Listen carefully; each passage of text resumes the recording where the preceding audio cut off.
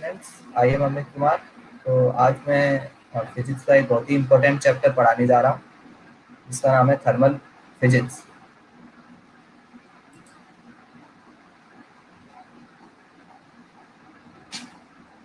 Thermal physics, अगर thermal physics की अगर हम बात करें तो यह नीट और जेई के लिए काफ़ी इम्पोर्टेंट चैप्टर है। इसका टोटल वेटेज अगर नीट में देखा जाए तो 4 से 5 क्वेश्चन तो हर साल आते ही हैं थर्मल फिजिक्स।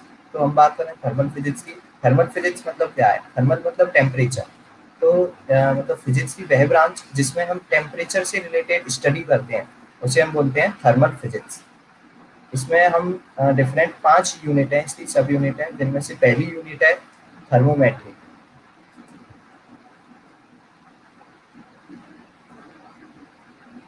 थर्मोमेट्री थर्मोमेट्री का मतलब क्या है? थर्मोमेट्री का मतलब है, थर्मो मतलब टेम्परेचर एंड मेट्री मतलब मेजरमेंट।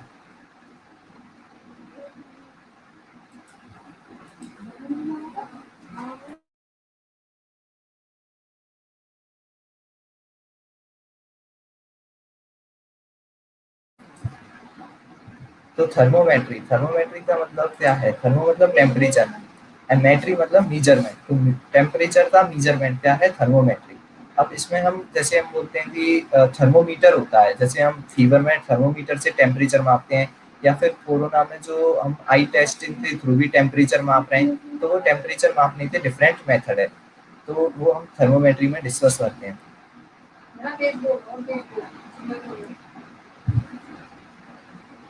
थर्मोमेट्री की डेफिनेशन, तो डेफिनेशन मैंने जैसे बताई कि यह फिजिक्स की वह ब्रांच जिसमें हम किसी भी सब्सटेंस से टेम्परेचर का मेजरमेंट करते हैं, उसे क्या बोलते हैं? हम थर्मोमेट्री।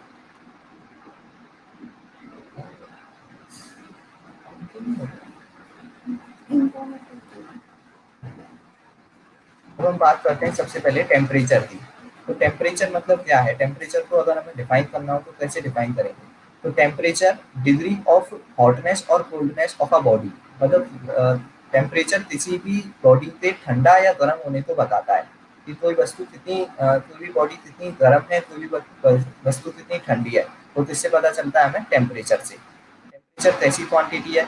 टेम्परेचर, अब हम किसी भी फिजिकल क्वांटिटी को जब डिफाइन करते हैं तो वो दो टाइप की हो सकती है, या तो वो होगी वेक्टर क्वांटिटी या फिर वो होगी स्केलर क्वांटिटी। तो टेम्परेचर एक स्केलर क्वांटिटी है, क्योंकि टेम्परेचर का केवल एक मैग्नीट्यूड ही होता है, इसकी कोई डायरेक्शन नहीं होती है। जैसे हम बात करते हैं करंट, इलेक्ट्रिक करंट की। तो इलेक्ट्रिक करंट एक मतलब अगर हम देखें इलेक्ट्रिक करंट कैसी क्वांटिटी है, स्केलर है या वेक्टर है, तो वह भी एक स्केलर क्वांटिटी ही मानी जाती है। जबकि उसमें मतलब डायरेक्शन भी होती है। पर क्यों? क्योंकि वह वेक्टर अलजेब्रा के जो रूल्स हैं उनको फॉलो नहीं करती, इसलिए उसको हम क्या मानते हैं? स्केलर क्वांटिटी ही मानते हैं। समझ में आया ये चीज कि हम कैसे इलेक्ट्रिक करंट को एक वेक्टर क्वांटिटी नहीं मान सकते। अब हम आगे देखेंगे। हाँ, तो अगर हम देखें टेम्परेचर की एसआई यूनिट क्या है, तो टेम्परेचर की एसआई यूनिट होती है केल्विन। मतलब एसआई यूनिट में स्टैंडर्ड यूनिट जो है वो केल्विन है, लेकिन इसके अलावा जैसे हम देखते हैं कि अदर यूनिट्स में Celsius, degree Celsius, centigrade, temperature centigrade में हम मीजर करते हैं, और इसके अलावा डिग्री फ़ारेनहाइट में भी हम मीजर करते हैं टेम्परेचर को। जैसे हमारा जो थर्मामीटर होता है, नॉर्मल थर्मामीटर को डिग्री फ़ारेनहाइट में मीजर करके देता है टेम्परेचर को। तो उसके हिसाब से अब हम बात करेंगे normal temperature of a human body. Human body का नॉर्मल टेम्परेचर कितना होता है? तो हम सबको पता है कि 37 डिग्री सेल्सियस होता है। अगर हम इसको केल्विन में और फ़ारेनहाइट में चेंज करें, तो केल्विन में आता है 310.15 केल्विन, और फ़ारेनहाइट में आता है 98.6 डिग्री फ़ारेनहाइट, जिसकी वैल्यू हमें याद रहती है लगभग, और याद रखनी होती है। अब हम कैसे सेल्सियस से हमने कैसे केल्विन में, फ़ारेनहाइट में चेंज किया, ये हम आगे देखेंगे, और इसी पे क्वेश्चन भी करेंगे, काफ़ी न्यूमेरिकल करेंगे कि हम कैसे टेम्परेचर की डिफरेंट यूनिट्स को इंटरचेंज कर सकते हैं। अब हम आगे देखेंगे एनटीपी और एसटीपी। एनटीपी और एसटीपी का मतलब क्या होता है, ये हम मोल कंसेप्ट में भी पढ़ते हैं केमिस्ट्री के अंदर। तो एनटीपी मतलब होता है नॉर्मल टेम्परेचर प्रेशर, और एसटीपी मतलब होता है स्टैंडर्ड टेम्परेचर प्रेशर।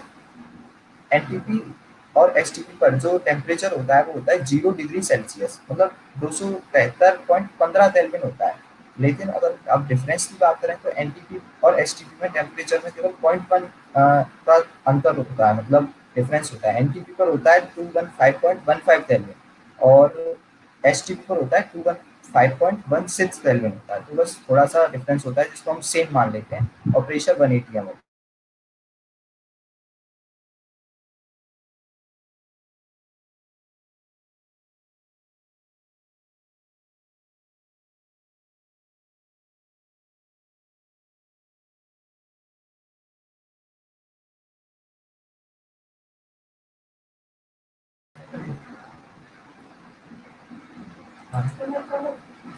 तो हमने देखा एनटीपी और एसटीपी पर टेम्परेचर कितना होता है, 0 डिग्री सेल्सियस या 273.15 केल्विन या 32 डिग्री फ़ारेनहाइट।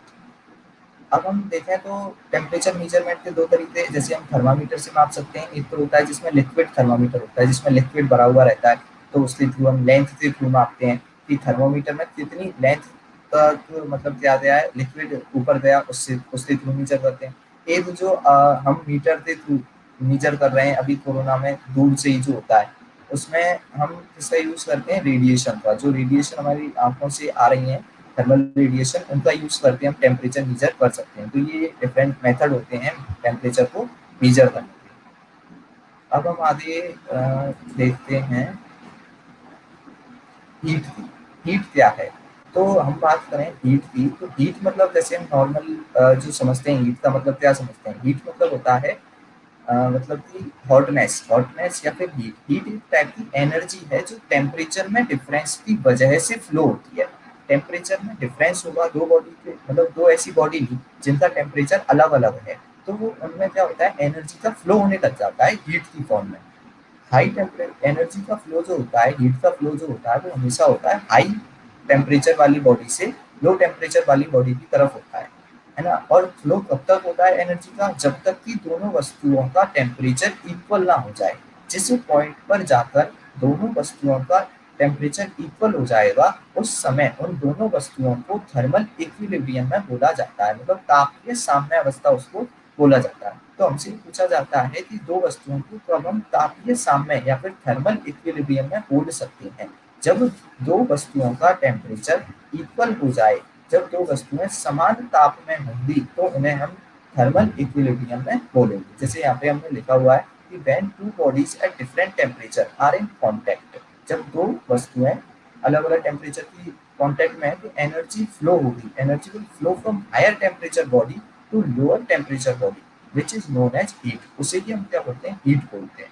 अब हीट ट्रांसफर होने के लिए सबसे मस्ट थिंग क्या है कि यह चीज सबसे ज्यादा जरूरी है, तो वो है टेम्परेचर डिफरेंस। टेम्परेचर डिफरेंस होना चाहिए टू बॉडीज के बीच में जो कांटेक्ट में, तभी एनर्जी का फ्लो, हीट का फ्लो हो सकता है। ये मस्ट नो थिंग है। अब हम दूसरा पॉइंट लेते हैं, हीट की प्रॉपर्टी एक और है कि हीट जो है वो ट्रांजिट होती है। हीट एनर्जी है पर वो ट्रांजिट एनर्जी है, क्योंकि हमने बोला हीट का फ्लो हाई टेम्परेचर से लो टेम्परेचर की तरफ होगा। अब जो बॉडी है वो हाई टेम्परेचर पर है और वो एनर्जी रिलीज कर रही है हीट की फॉर्म में। जब कंटिन्यूस एनर्जी रिलीज होगी तो धीरे धीरे उसका टेम्परेचर कम होता जाएगा, लो होता जाएगा। और जो कम टेम्परेचर वाली बॉडी थी वो एनर्जी ले रही है तो उसका टेम्परेचर इंक्रीज होता जाएगा। तो एक पॉइंट पर दोनों का मतलब जो हाई टेम्परेचर वाली थी उसका जो है टेम्परेचर कम हो रहा है और लो टेम्परेचर वाली का टेम्परेचर इंक्रीज हो रहा है। तो इसकी वजह से दोनों इक्वल हो जाएंगे टेम्परेचर, तो एनर्जी फ्लो रुक जाएगा, तो फिर हीट का फ्लो भी रुक जाएगा। तो इसीलिए कैसी है, ट्रांजिट है, एनर्जी कैसी है, ट्रांजिट फॉर्म में होती है। जैसे हम देख सकते हैं कि थर्मोमीटर है, थर्मोमीटर को जब हम किसी गैस पर रख दिया या फिर किसी हमने यहाँ पे फ्लेम पे रख देते हैं तो उसका टेम्परेचर देखो फिर हाईएस्ट लेवल पे पहुंच गया, मतलब मीटर के हाईएस्ट लेवल पे पहुंच जाता है, एनर्जी की वजह से टेम्परेचर बढ़ गया। ऐसे ही जो कोई भी केक है, पेस्ट्री है, जब उसको हमने फ्रिज से निकाल के बाहर रखा तो वो ऊपर से पिघलना शुरू हो गई। क्यों? क्योंकि वो एनर्जी को क्या कर रही है, एब्जॉर्ब कर रही है, एनर्जी को एब्जॉर्ब कर रही है, इस वजह से वो क्या होने लग गई, अब पिघलने लग गई। तो ये चीज यहाँ पे आती है। अब हम आगे इसमें देखेंगे थर्मल इक्विलिब्रियम। जैसे हमने बताया थर्मल इक्विलिब्रियम की क्या डेफिनेशन है कि कोई भी दो बॉडीज जो कांटेक्ट में है उनका टेम्परेचर इक्वल हो जाए तो वो किसमें बोली जाएंगी, थर्मल इक्विलिब्रियम में। ठीक है, तो जैसे यहाँ पे लिखा हुआ है two bodies are said to be in thermal equilibrium when no heat flow from one body to the other. मतलब यहाँ पे ये वर्ड लिखा हुआ है net flow. Net heat flow का मतलब क्या है? हम यहाँ पे यह नहीं बोल रहे कि दो वस्तुओं में कभी भी टेम्परेचर का फ्लो नहीं होगा थर्मल इक्विलिब्रियम पे। फ्लो तो होगा, लेकिन जितना फ्लो ए से बी पे हो रहा है उतना ही फ्लो बी से ए पर भी होगा। तो नेट फ्लो जो है वो रुक जाएगा, नेट फ्लो नहीं होगा। फ्लो तो होगा पर नेट फ्लो नहीं होगा। ये चीज यहाँ पे समझनी चाहिए कि नेट फ्लो क्यों नहीं हो रहा है, क्योंकि टेम्परेचर इक्वल है। ए से जितना बी पे जा रहा है एनर्जी, उतनी ही बी से वापस ए पे आ रही है। तो हमें ऐसा लगेगा कि एनर्जी का फ्लो रुका हुआ है। नेट फ्लो जीरो है when the bodies are at same temperature group में। तो हम बोल सकते हैं कि इनका टेम्परेचर, इफ टेम्परेचर ए का इक्वल है टेम्परेचर बी पे, then net heat flow between them is zero. Net heat flow क्या हो जाएगा? रुक जाएगा।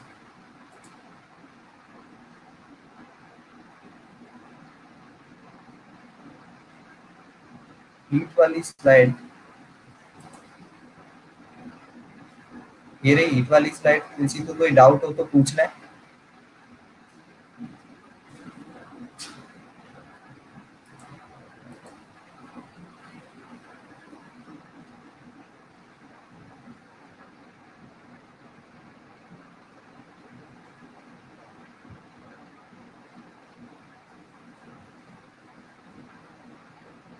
अब मैं, अगर कोई डाउट ना हो तो मैं अब आगे बढ़ता हूँ।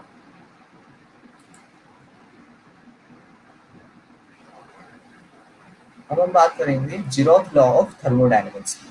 वैसे तो जब हम थर्मोडायनेमिक्स पढ़ेंगे, पूरी यूनिट पढ़ेंगे थर्मल फिजिक्स के अंदर ही, तो उसमें हम first law of thermodynamics, second law of thermodynamics, third law of thermodynamics पढ़ते हैं। पर यहाँ पे हम जीरोथ लॉ ऑफ थर्मोडायनेमिक्स को पढ़ाएंगे। अब हम जीरोथ लॉ ऑफ थर्मोडायनेमिक्स का मतलब क्या है, मतलब जीरो लो। जीरो नाम क्यों दिया इसको अगर हम देखें तो हम बोलते हैं कि पहले जो डिस्कवरी हुई थर्मोडायनेमिक्स के लॉ की, उसको फर्स्ट लॉ नाम दिया गया था। पर जीरोथ लॉ की डिस्कवरी फर्स्ट लॉ के भी बाद में हुई है। लेकिन इसको जीरोथ लॉ इसलिए नाम दिया है क्योंकि यह मतलब उतना इम्पोर्टेंट नहीं है, या फिर इसको हम नॉर्मल कह रहे हैं। जो ऑब्जर्व करते सीधे नाम दे दिया गया इसको जीरोथ लॉ ऑफ थर्मोडायनेमिक्स। अब इसके अनुसार, इसके अकॉर्डिंग अगर हम देखें तो यहाँ पे ये बोला जाता है कि हमारे पास तीन बॉडीज हैं, ए बी एंड सी। जो अब इसमें बोला है कि ये तीनों बॉडीज आपस में कांटेक्ट में, एक दूसरे के कांटेक्ट में है। ए बॉडी जो है वो सी के कांटेक्ट में, और बी बॉडी भी सी के कांटेक्ट में है। इसमें बोला गया है कि ए और सी थर्मल इक्विलिब्रियम में है। थर्मल इक्विलिब्रियम मतलब हमने अभी देखा कि टेम्परेचर इक्वल है दोनों का, नेट एनर्जी का, नेट हीट का फ्लो इन दोनों में नहीं हो रहा है। और ऐसे ही बोला गया है कि बी और सी थर्मल इक्विलिब्रियम में, मतलब बी और सी में भी टेम्परेचर सेम है और दोनों में नेट हीट का फ्लो नहीं हो रहा। तो जब ए और बी का टेम्परेचर सेम है और बी और सी का टेम्परेचर सेम है, तो यहाँ पे ऑटोमेटिकली ए और बी भी, ए और बी का भी टेम्परेचर क्या हो जाता है? सेम हो जाता है। मतलब ए और बी जो भी है वो थर्मल इक्विलिब्रियम में मानी जाती है। ये चीज जीरोथ लॉ ऑफ थर्मोडायनेमिक्स में कही गई है। अब मैं इसको एक और बार रिपीट करता हूँ कि हमारे पास तीन बॉडीज है, ए सी एंड बी। ए सी के कांटेक्ट में है, बी सी के कांटेक्ट में है। ए और सी थर्मल इक्विलिब्रियम में है, मतलब टेम्परेचर सेम है ए का सी के। बी और सी टेम्परेचर मतलब थर्मल इक्विलिब्रियम में, टेम्परेचर सेम है, तो ऑटोमेटिकली ए और बी का टेम्परेचर भी क्या हो जाएगा? सेम हो जाएगा। ये चीज है यहाँ पे। तो इसमें देखा है तो इन systems A and B are each in thermal equilibrium with a third system C. Then A and B are in thermal equilibrium with each other. मतलब एक दूसरे के लिए वो थर्मल इक्विलिब्रियम में होंगे, दोनों का टेम्परेचर सेम होगा। जैसे इसमें बोला है कि if TA is equals to TC and TB is equals to TC, then क्या है बने, तो इससे सीधे बोल सकते हैं हम, जब इससे हम ऐसे भी देख सकते हैं कि राइट हैंड साइड और लेफ्ट हैंड साइड से, कि हाँ इधर राइट हैंड साइड पे TC सेम है तो लेफ्ट हैंड साइड वाले भी इक्वल हो जाएंगे, तो TA बराबर TB, मतलब थर्मल इक्विलिब्रियम। तो ऐसे भी इसको समझ सकते हैं। तो जीरोथ लॉ ऑफ थर्मोडायनेमिक्स में किसी को कोई प्रॉब्लम हो तो बता सकता है, ना हो तो फिर मैं अब आगे डिस्कस करते हैं इसमें। मेजरमेंट ऑफ टेम्परेचर, जो हमने बात की थर्मोमेट्री का मतलब क्या था, मेजरमेंट ऑफ टेम्परेचर, तो इसी में हम पढ़ेंगे। और इसी के ऊपर हमारे न्यूमेरिकल बेस्ड क्वेश्चन भी आते हैं। थ्योरेटिकल क्वेश्चन आते हैं पर कम आते हैं। मेनली जो क्वेश्चन आएंगे वो इस पर आएंगे, न्यूमेरिकल बेस ही आएंगे अपने। तो मेजरमेंट ऑफ टेम्परेचर है क्या? तो थर्मोमेट्री का हमने मतलब देखा कि थर्मोमेट्री ब्रांच हो गई फिजिक्स की, जिसमें हम किसी भी सब्सटेंस के टेम्परेचर का मेजरमेंट करते हैं। तो थर्मोमेट्री तो थर्मोमीटर क्या है, किसी भी बॉडी के टेम्परेचर को मीजर करने में जो डिवाइस यूज में होता है ना, उसे हम थर्मोमीटर बोलते हैं। थर्मोमीटर मतलब क्या, किसी भी बॉडी के टेम्परेचर को मीजर करने में जो डिवाइस यूज में हुआ, जिसका हम यूज करेंगे, वो थर्मोमीटर है। ठीक है, अब हम देखते हैं तो थर्मोमेट्रिक प्रॉपर्टीज क्या होती है, थर्मोमेट्रिक प्रॉपर्टी क्या कहलाती है। थर्मोमेट्रिक प्रॉपर्टी वह प्रॉपर्टीज होती हैं जो मतलब किसी भी बॉडी की वो प्रॉपर्टीज जो टेम्परेचर से रिलेट होती हैं, टेम्परेचर पे डिपेंड करती हैं। किसी भी बॉडी का जब टेम्परेचर चेंज करेंगे तो उसकी थर्मोमेट्रिक प्रॉपर्टी भी चेंज हो जाएंगी। तो वो प्रॉपर्टीज क्या है, थर्मोमेट्रिक प्रॉपर्टीज है। जैसे कि इसके कुछ एग्जाम्पल है, थर्मोमेट्रिक प्रॉपर्टी के क्या क्या एग्जाम्पल हो सकते हैं, तो देखते हैं। जैसे लिक्विड और गैस का एक्सपांसन, लिक्विड और गैस का एक्सपांसन किस पे डिपेंड करता है, टेम्परेचर पे। जब टेम्परेचर को इंक्रीज किया जाता है तो लिक्विड और गैस के एक्सपांसन होता है, मतलब वो फैलने का वॉल्यूम इंक्रीज होने लग जाता है। ये हम देखेंगे आगे थर्मल एक्सपांसन, जो अगला चैप्टर है हमारा थर्मोमेट्री के बाद। थर्मल एक्सपांसन हम देखेंगे कि कैसे लिक्विड का, गैस का, सॉलिड का एक्सपांसन कैसे होता है, उनके लेंथ में, उनके एरिया में, वॉल्यूम में इंक्रीज कैसे होती है टेम्परेचर के साथ। थर्मोमेट्रिक प्रॉपर्टी से और कुछ एग्जाम्पल हैं,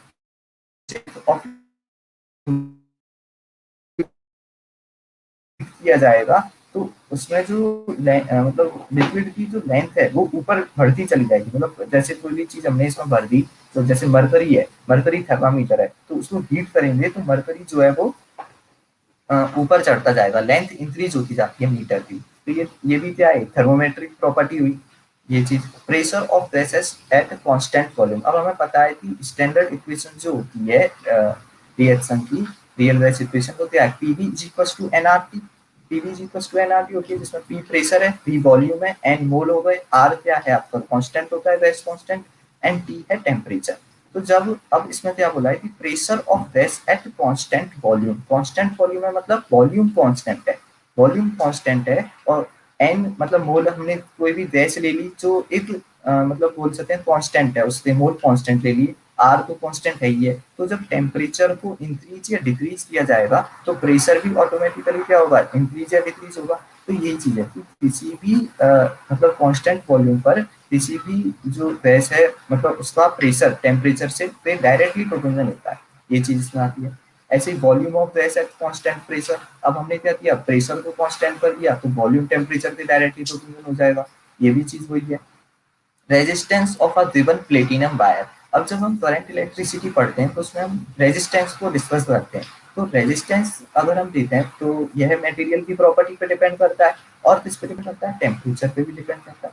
जो रिलेशन आता है फॉर्मूला वो हमें पता है, मतलब हम पढ़ेंगे कि फॉर्मूला आता है R is equal to R not alpha delta T. तो इसमें क्या होता है, आर रेजिस्टेंस है, आर नॉट कांस्टेंट होता है, एल्फा क्या है, कांस्टेंट है। अल्फा मतलब मटेरियल प्रॉपर्टी से निकलता है, एक मटेरियल के लिए अल्फा रेजिस्टेंस कांस्टेंट सेम होता है।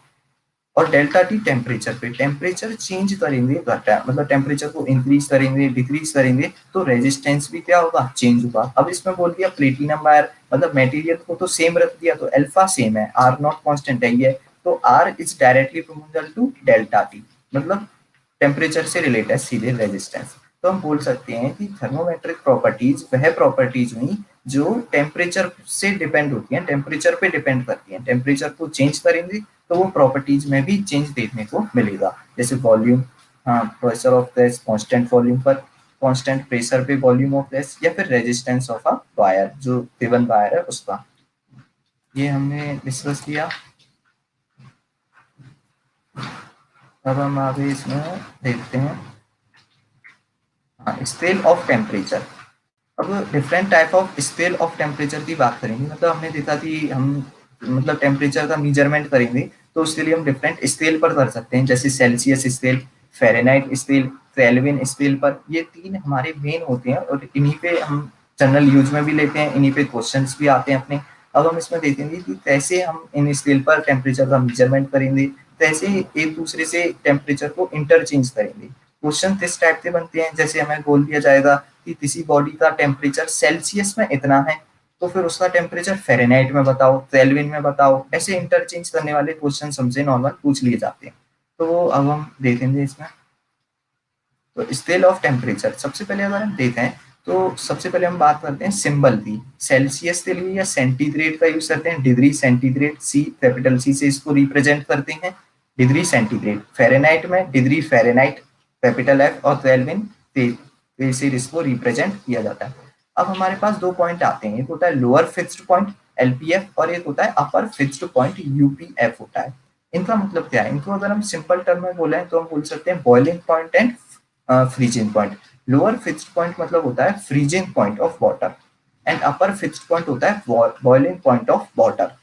अब हमें पता है सेल्सियस जो स्केल है उस पर हमें वाटर का बॉइलिंग पॉइंट फ्रीजिंग पॉइंट दोनों पता है। सेल्सियस पे अगर बॉइलिंग पॉइंट की बात करें तो होता है 100 डिग्री सेल्सियस, तो अपर फिक्स्ड पॉइंट कितना हुआ 100 डिग्री सेल्सियस।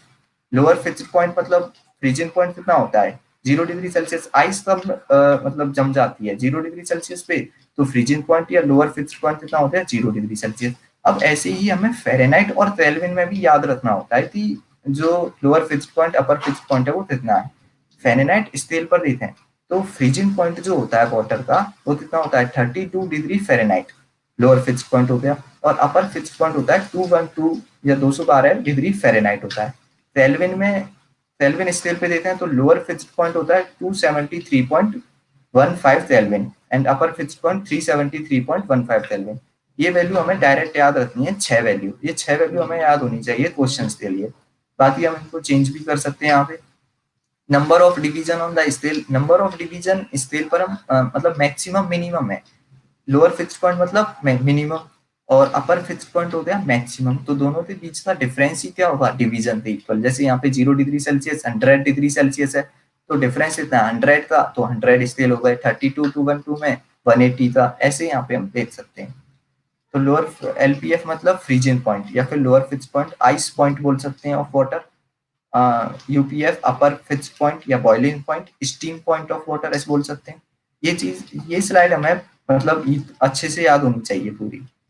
अब हम इसमें ये चीज हमने इसमें भी बताई है, स्केल के फॉर्मेट्स को दिखा दिया थी। सेल्सियस पे फ्रीजिंग पॉइंट ऑफ वाटर कितना है 0 degree Celsius, boiling point of water कितना है 100 डिग्री सेल्सियस है। केल्विन में freezing point of water 273.15 kelvin, boiling point of water 373.15 kelvin. ऐसे ही फ़ारेनहाइट में freezing point of water 32 degree Fahrenheit and boiling point of water 212 degree Fahrenheit है। तो ये हमें याद रखना है। अब इसमें देखें तो हमारे पास में एक फॉर्मूला आता है, मतलब ये जो चेंज करने में काम आता है हमें किसी भी उस पर कैसे हम चेंज कर सकते हैं।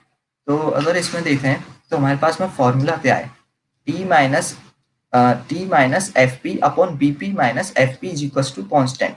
मतलब टी मतलब क्या है, टी यानी हो गया नॉर्मल टेम्परेचर किसी भी स्केल पर, कोई भी स्केल हम एज्यूम कर सकते हैं, चाहे वो सेल्सियस हो, फ़ारेनहाइट हो, केल्विन हो, कोई भी स्केल हो, उस पर टेम्परेचर, गिवन टेम्परेचर को हम सबसे पहले लिखते हैं reading on any scale, minus L F P lower freezing point या फिर फ्रीजिंग पॉइंट बोल लो, upon U F P upper fixed point या boiling point, minus L F P मतलब लोअर फ्रीजिंग पॉइंट या फ्रीजिंग पॉइंट।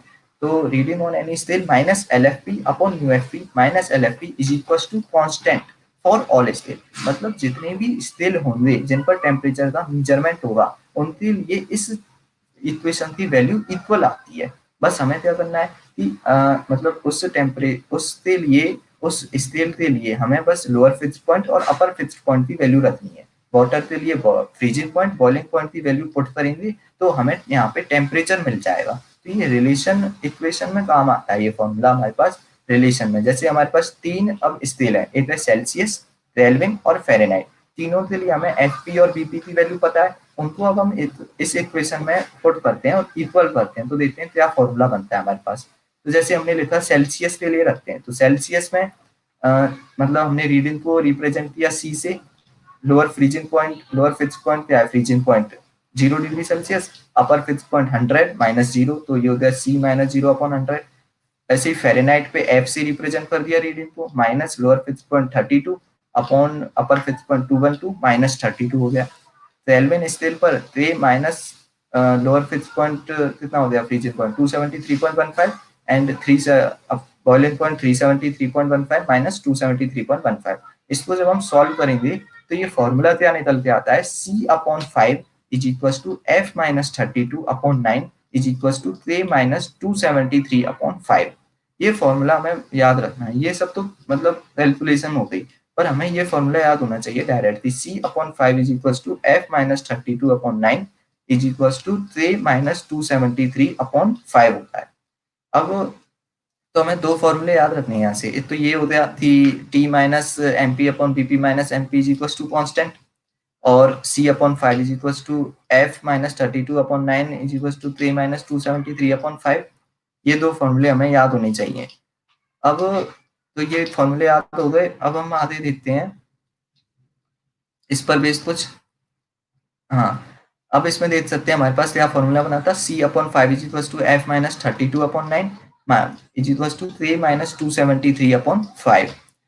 तो अब हम टेम्परेचर डिफरेंस भी निकाल सकते हैं। किसी भी स्केल पर टेम्परेचर डिफरेंस कैसे निकालेंगे? टेम्परेचर तो C हो गया, सेंटीग्रेड, फ़ारेनहाइट, केल्विन, पर टेम्परेचर डिफरेंस चाहिए तो C को करेंगे हम delta C।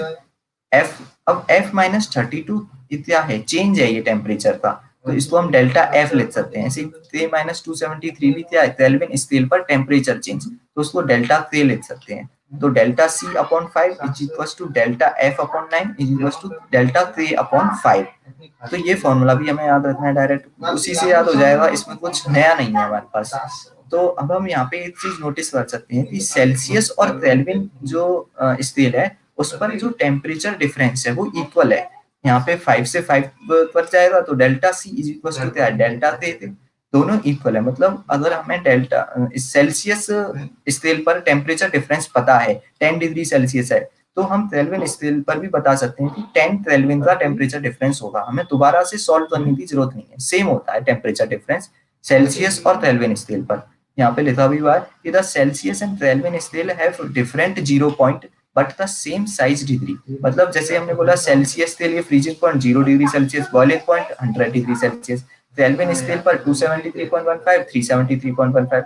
Boiling point freezing point अलग है, लेकिन उनमें डिग्री देते हैं तो दोनों में 100 का डिफरेंस है, तो इसलिए यहाँ पे टेम्परेचर डिफरेंस सेम हो जाएगा। T2 minus T1 degree Celsius मतलब सेंटीग्रेड टेम्परेचर पे भी और केल्विन स्केल पे क्या होगा? सेम 20 डिग्री सेल्सियस है। अगर सेल्सियस पे टेम्परेचर डिफरेंस 20 डिग्री सेल्सियस है तो केल्विन पे भी कितना होगा? 20 केल्विन होगा। Delta T degree Celsius is equal to delta T Kelvin पे। अब ये समझ में आ गया हो तो हाँ कर दें, नहीं तो फिर हम इसी पे आधे क्वेश्चन करेंगे। ये समझ में आना जरूरी है और ये फॉर्मूला भी याद होना चाहिए।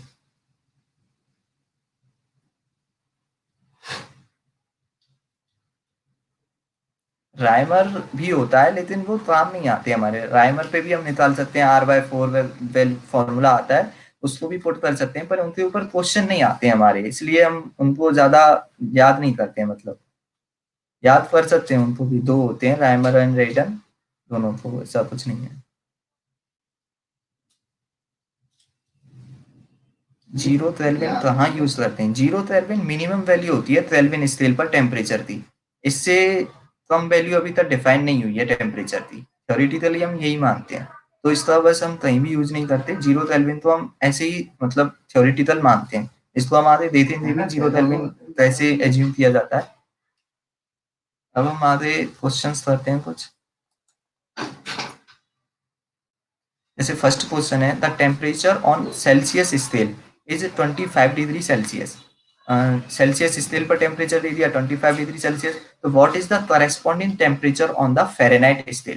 फ़ारेनहाइट स्केल पर क्या टेम्परेचर होगा? तो अब इसमें हमें बस वही क्वेश्चन होता है, हमें क्या लगाना है? फॉर्मूला लगाना है जो हमने याद किया, C/5 is equal to F minus 32/9। उसको पुट करेंगे तो आंसर हमारा आ जाएगा। तो आंसर देखते हैं इसका सॉल्यूशन। तो इसमें देखते हैं, तो टेम्परेचर ऑन सेल्सियस स्केल दिया है 25 डिग्री सेल्सियस। रिलेशन तो यूज करेंगे वही, C/5 is equal to F minus 32/9। Celsius में वैल्यू कितनी दी है? 25 डिग्री सेल्सियस। वैल्यू पुट दी, F नहीं पता तो उसको अननोन मान लिया, F माइनस 32/9। इसको सॉल्व करेंगे तो 5 ये 45 प्लस 32, तो यहाँ से आ जाएगा ये 77 डिग्री फ़ारेनहाइट। तो हमारा ऑप्शन हो जाएगा फोर्थ आंसर हो जाएगा। सर सिंपल क्वेश्चन है, कोई डाउट हो तो बताएं।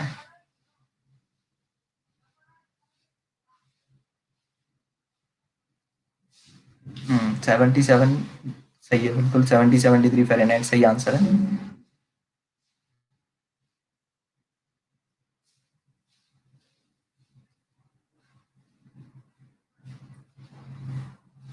77 बिल्कुल सही।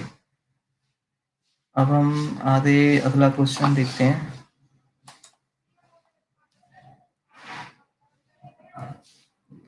अ सेंटीग्रेड एंड अब मैं इसको रीड करता हूँ एक बार। A centigrade and a Fahrenheit thermometer are dipped in boiling water. Boiling water water में सेंटीग्रेड और फ़ारेनहाइट थर्मोमीटर हमने डिप्ड दिए हैं, डुबो हुए हैं।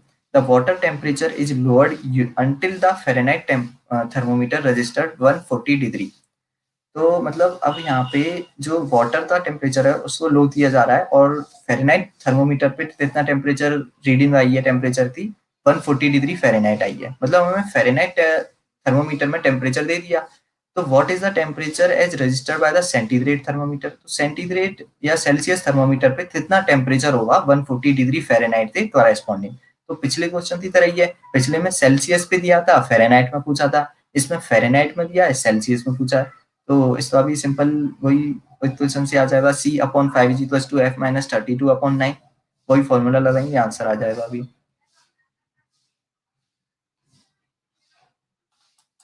सॉल्व कर लें आप एक बार, फिर मैं इसको सॉल्व करता हूँ। 40 नहीं, 60 डिग्री सेल्सियस है।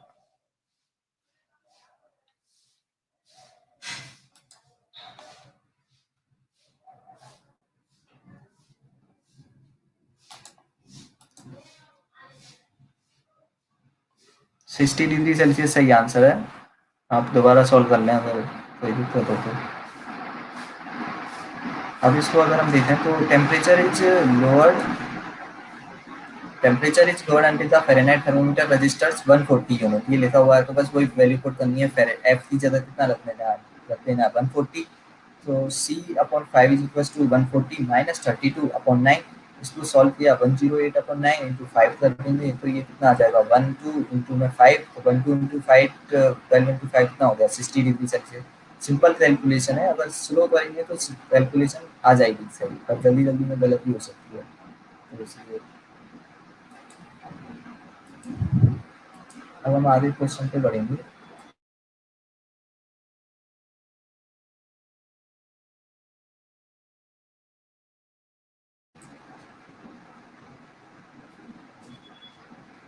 आस्था पाठक एंड श्वेता त्रिपाठी ने सही आंसर दिया है 60 डिग्री सेल्सियस। सही है बिल्कुल।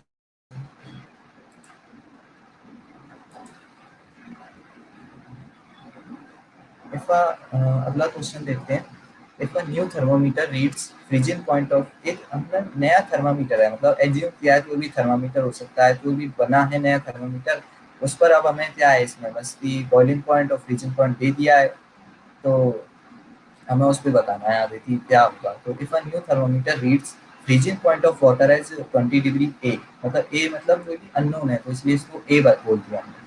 तो फ्रीजिंग पॉइंट दिया है वाटर का 20 डिग्री ए, मतलब एफ पी दे दिया, बॉइलिंग पॉइंट दिया है कितना 150 डिग्री ए, तो फ्रीजिंग पॉइंट दे दिया। Freezing point and boiling point दोनों दे दिए। तो how much thermometer read when the actual temperature is 60 degree Celsius in Celsius scale, मतलब सेल्सियस स्केल पर टेम्परेचर कितना है 60 डिग्री सेल्सियस। तो हमें पूछ रहा है अननोन थर्मोमीटर, अननोन जो थर्मोमीटर है उस पर टेम्परेचर कितना होगा जब वो सेल्सियस पे 60 डिग्री सेल्सियस है। तो बस हमें अब दो अलग अलग स्केल के बीच में जब रिलेशन लगाना हो तो उसमें एक फॉर्मूला काम आता है, वो है अपना कौन सा T minus M P upon B P minus M P. मतलब वही कि reading on any scale minus lower fix point upon upper fix point minus lower fix point. बस ये फॉर्मूला लगाना है। अब हमें सेल्सियस स्केल पर वैल्यू पता है, सेल्सियस में रीडिंग भी दी है, और उसको हमें फ्रीजिंग पॉइंट बॉइलिंग पॉइंट दोनों पता है। और जो हमारे पास अननोन स्केल है उसके पास उसकी हमें एफ पी बी पी दिया है। बस उसमें हमें क्या निकालना है, रीडिंग निकालना है, दोनों को इक्वल कर देंगे आंसर आ जाएगा। सॉल्व कर दें एक बार।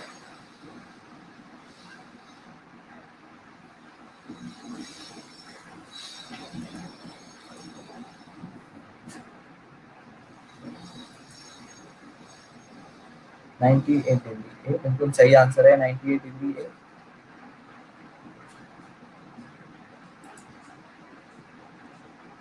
उसको हम एक बार सॉल्यूशन देख लेते हैं। सो कैसे सॉल्व हुआ, किसी को प्रॉब्लम हो तो हम इसमें कौन सा रिलेशन यूज में करेंगे, बस यही फॉर्मूला है हमारा important formula, reading on any scale minus L F P upon U F minus L F P is equal to constant.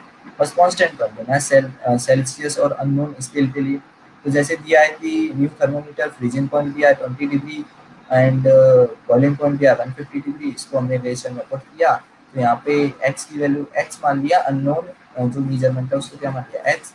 इसमें L F P B F P की वैल्यू रख दी 20 150 एंड सेल्सियस पे हमें पता है टेम्परेचर दिया है 60, एल एफ पी कितना है 0 upon B F B P क्या है हमारे पास बॉइलिंग पर 100 - 0। तो इसको सॉल्व करेंगे तो आगे कितना आ जाएगा 98 डिग्री आ जाएगा सॉल्यूशन, सिंपल कैलकुलेशन है। तो अगर हम देख सकते हैं कि सेल्सियस स्केल पर 60 डिग्री सेल्सियस है तो उस नए थर्मामीटर में कितना होगा टेम्परेचर 98 डिग्री होगा, 98 डिग्री ए होगा। ये सिंपल सा क्वेश्चन, अगर अभी भी किसी को समझ में ना आया हो तो पूछ सकता है, मैं रुक जाऊंगा दोबारा समझा सकता हूँ।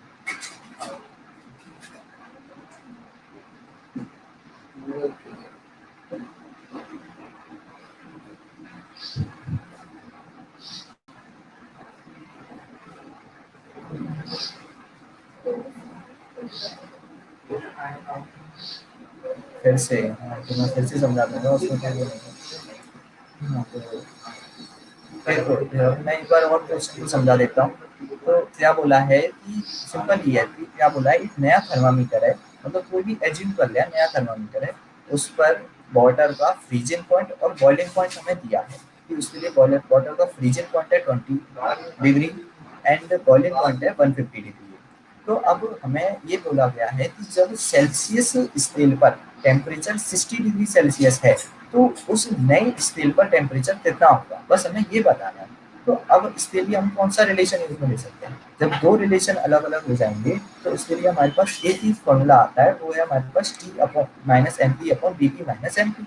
बस इसमें वैल्यू तो पुट करनी है, टेम्परेचर नॉर्मल टेम्परेचर रख दिया जो मतलब सेल्सियस पे दिया है 60 माइनस सेल्सियस स्केल का मेल्टिंग पॉइंट फ्रीजिंग पॉइंट कितना है 0 अपॉन जो बॉइलिंग पॉइंट है वो 100 - 0 और बराबर जो हो गया वो किसके होते हैं, जो नया स्केल है उस पर हमें टेम्परेचर रीडिंग फाइंड करनी है, तो उसको अननोन मान लिया एक्स माइनस उसका लोअर फ्रीजिंग पॉइंट हमें दिया 20 डिग्री के, अपर फ्रीजिंग पॉइंट दिया 150 डिग्री के। इसको सॉल्व करेंगे तो आंसर अपने आप निकल के आ जाएगा 98 डिग्री।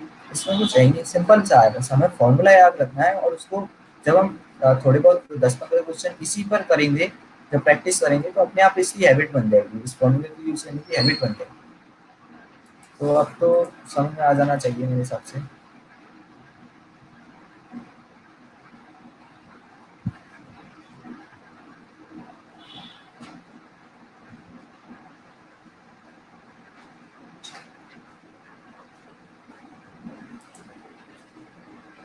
अब मैं अगले क्वेश्चन पे जाता हूँ। अब हमारे पास एक और नया क्वेश्चन है, ये भी इन्हीं फॉर्मूलों पर है। If temperature of a body is change bye 10 degree Celsius, बस यही है कि हमें बॉडी के टेम्परेचर में चेंज दिया है कितना 10 degree Celsius. Find this temperature change in Fahrenheit and kelvin scales.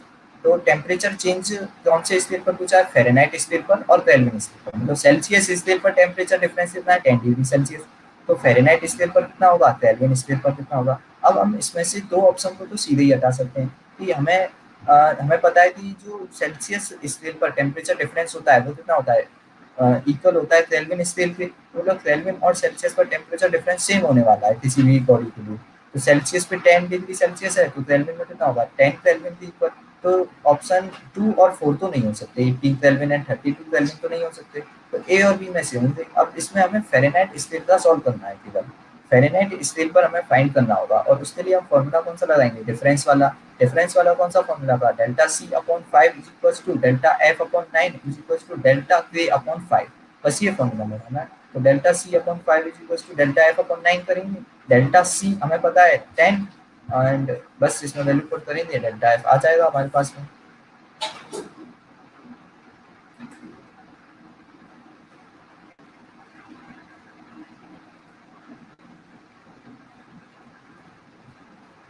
कोई आंसर आ रहा हो तो बता दें आंसर, तो मैं खुद ही सॉल्व करता हूँ।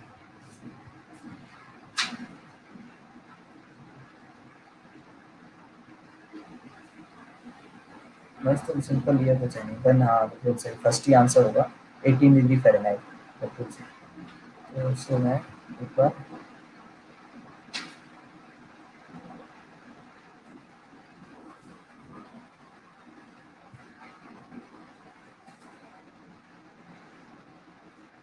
तो यूजिंग रिलेशन वही delta C upon 5 equal to delta F upon 9। तो डेल्टा सी कितना दिया है, अगर हम फ़ारेनहाइट पे निकाल रहे हैं तो डेल्टा सी रखेंगे 10 upon 5 equal to delta F upon 9। तो ये सॉल्व करेंगे, 5 से 10 दिया 2 टाइम्स एंड 9 इंटू 2 कितना हो जाएगा 18। तो 18 डिग्री फ़ारेनहाइट हो जाएगा। ऐसे ही केल्विन के लिए भी अगर हमें याद ना रहे कि सेम होता है तो उसको भी हम सॉल्व कर सकते हैं कि यहाँ पे डेल्टा सी की value 10 upon 5 equals to delta T upon 5। तो यहाँ पे 5 से 5 गया तो डेल्टा टी केल्विन इसके लिए भी कितना आएगा 10 केल्विन के इक्वल आएगा। तो डेल्टा वही हो जाएगी 18 degree Fahrenheit and 10 kelvin. Simple सा क्वेश्चन।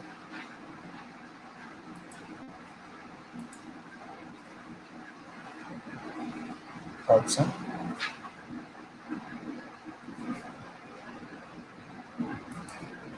ऑप्शन और बार एक और बार देख लेते हैं ऑप्शन।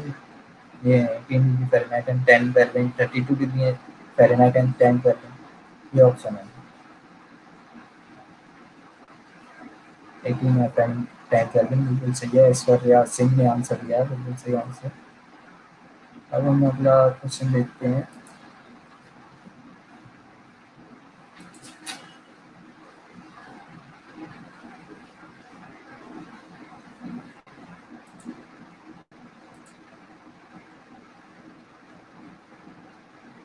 अब हमारे पास में एक ग्राफ है, मतलब हम सेल्सियस और फ़ारेनहाइट के बीच में ग्राफ बना सकते हैं। सेंटीग्रेड और फ़ारेनहाइट जो हमने स्केल पढ़ी ना, उन दोनों स्केल के रिलेशन के लिए हम एक ग्राफ ड्रॉ कर सकते हैं। तो भी पूछा जा सकता है, डायरेक्ट ऑप्शन दे देंगे कि सेल्सियस और फ़ारेनहाइट में कौन सा ग्राफ इनमें सही है, which of the following is right, ऐसे करके हमारे पास क्वेश्चन दे सकते हैं। तो अगर हम इसमें ड्रॉ करना चाहें तो हम इक्वेशन से डायरेक्ट कर सकते हैं। अब देखो सबसे पहले इसमें बोला है कि सेल्सियस एंड फ़ारेनहाइट के लिए बताना है, degree Celsius and degree Fahrenheit. तो जो पहले लिखा होता है ना उसको हम हमेशा वाई एक्सिस में लेना होता है। सबसे पहली चीज तो यही है ना ग्राफ ड्रॉ करने के लिए कि कौन सा वाई एक्सिस में कौन सा एक्स एक्सिस में।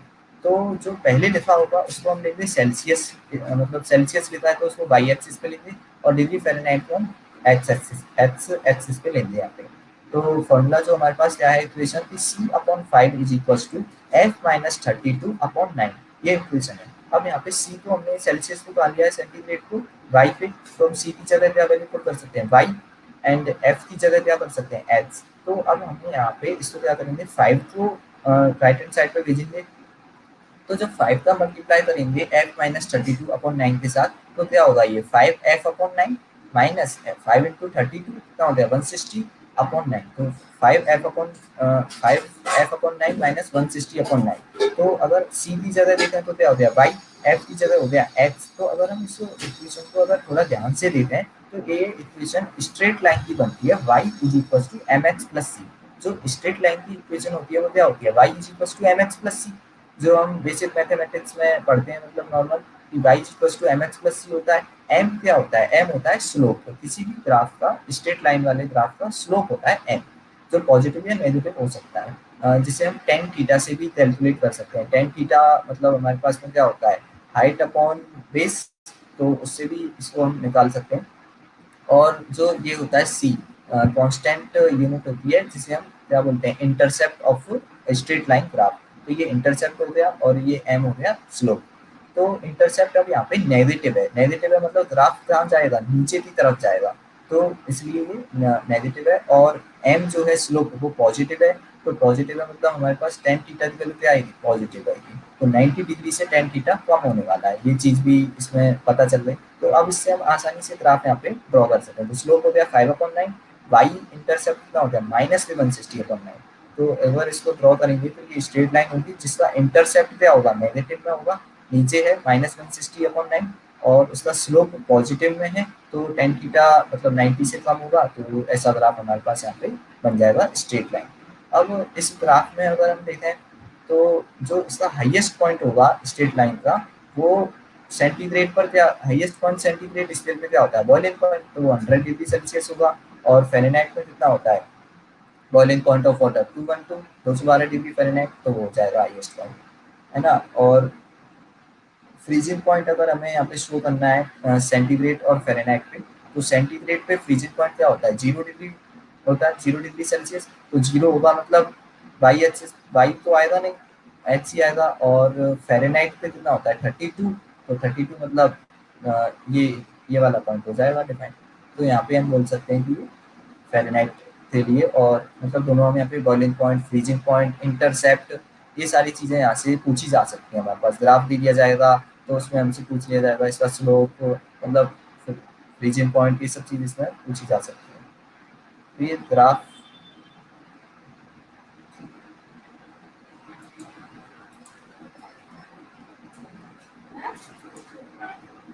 मैं इसको एक बार देख लेते हैं ग्राफ को। बस हमने क्या किया है यहाँ पे C upon 5 is equal to F minus 32 upon 9 किया। इसमें से हमने सी सेंटीग्रेड को वाई एक्सिस पे ले लिया, और एफ को हमने फ़ारेनहाइट को हमने एक्स एक्सिस पे ले लिया। सी की जगह हमने वाई पुट किया, एफ की जगह एक्स पुट किया, और इनका मल्टीप्लाई कर दिया। 5f upon 9 minus 160 upon 9, 5 upon 9 क्या हो गया M slope, and minus 160 upon 9 C हो गया इंटरसेप्ट। अब हमें पता है कि स्लोप पॉजिटिव है, तो टेन थीटा की वैल्यू मतलब पॉजिटिव, तो 90 डिग्री से कम होगा। और इंटरसेप्ट क्या है नेगेटिव, तो वाई के नीचे लेना है। तो उससे हमने यहाँ पे देख लिया, इंटरसेप्ट को शो कर दिया माइनस 160 अपॉन 9। यहाँ पे हमने अपर फिक्स पॉइंट और लोअर फिक्स पॉइंट बता दिए, फ्रीजिंग पॉइंट, बॉइलिंग पॉइंट दोनों स्केल पर।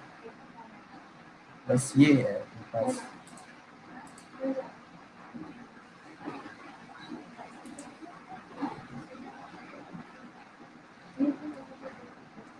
अब हम इस पर एक और क्वेश्चन देखते हैं।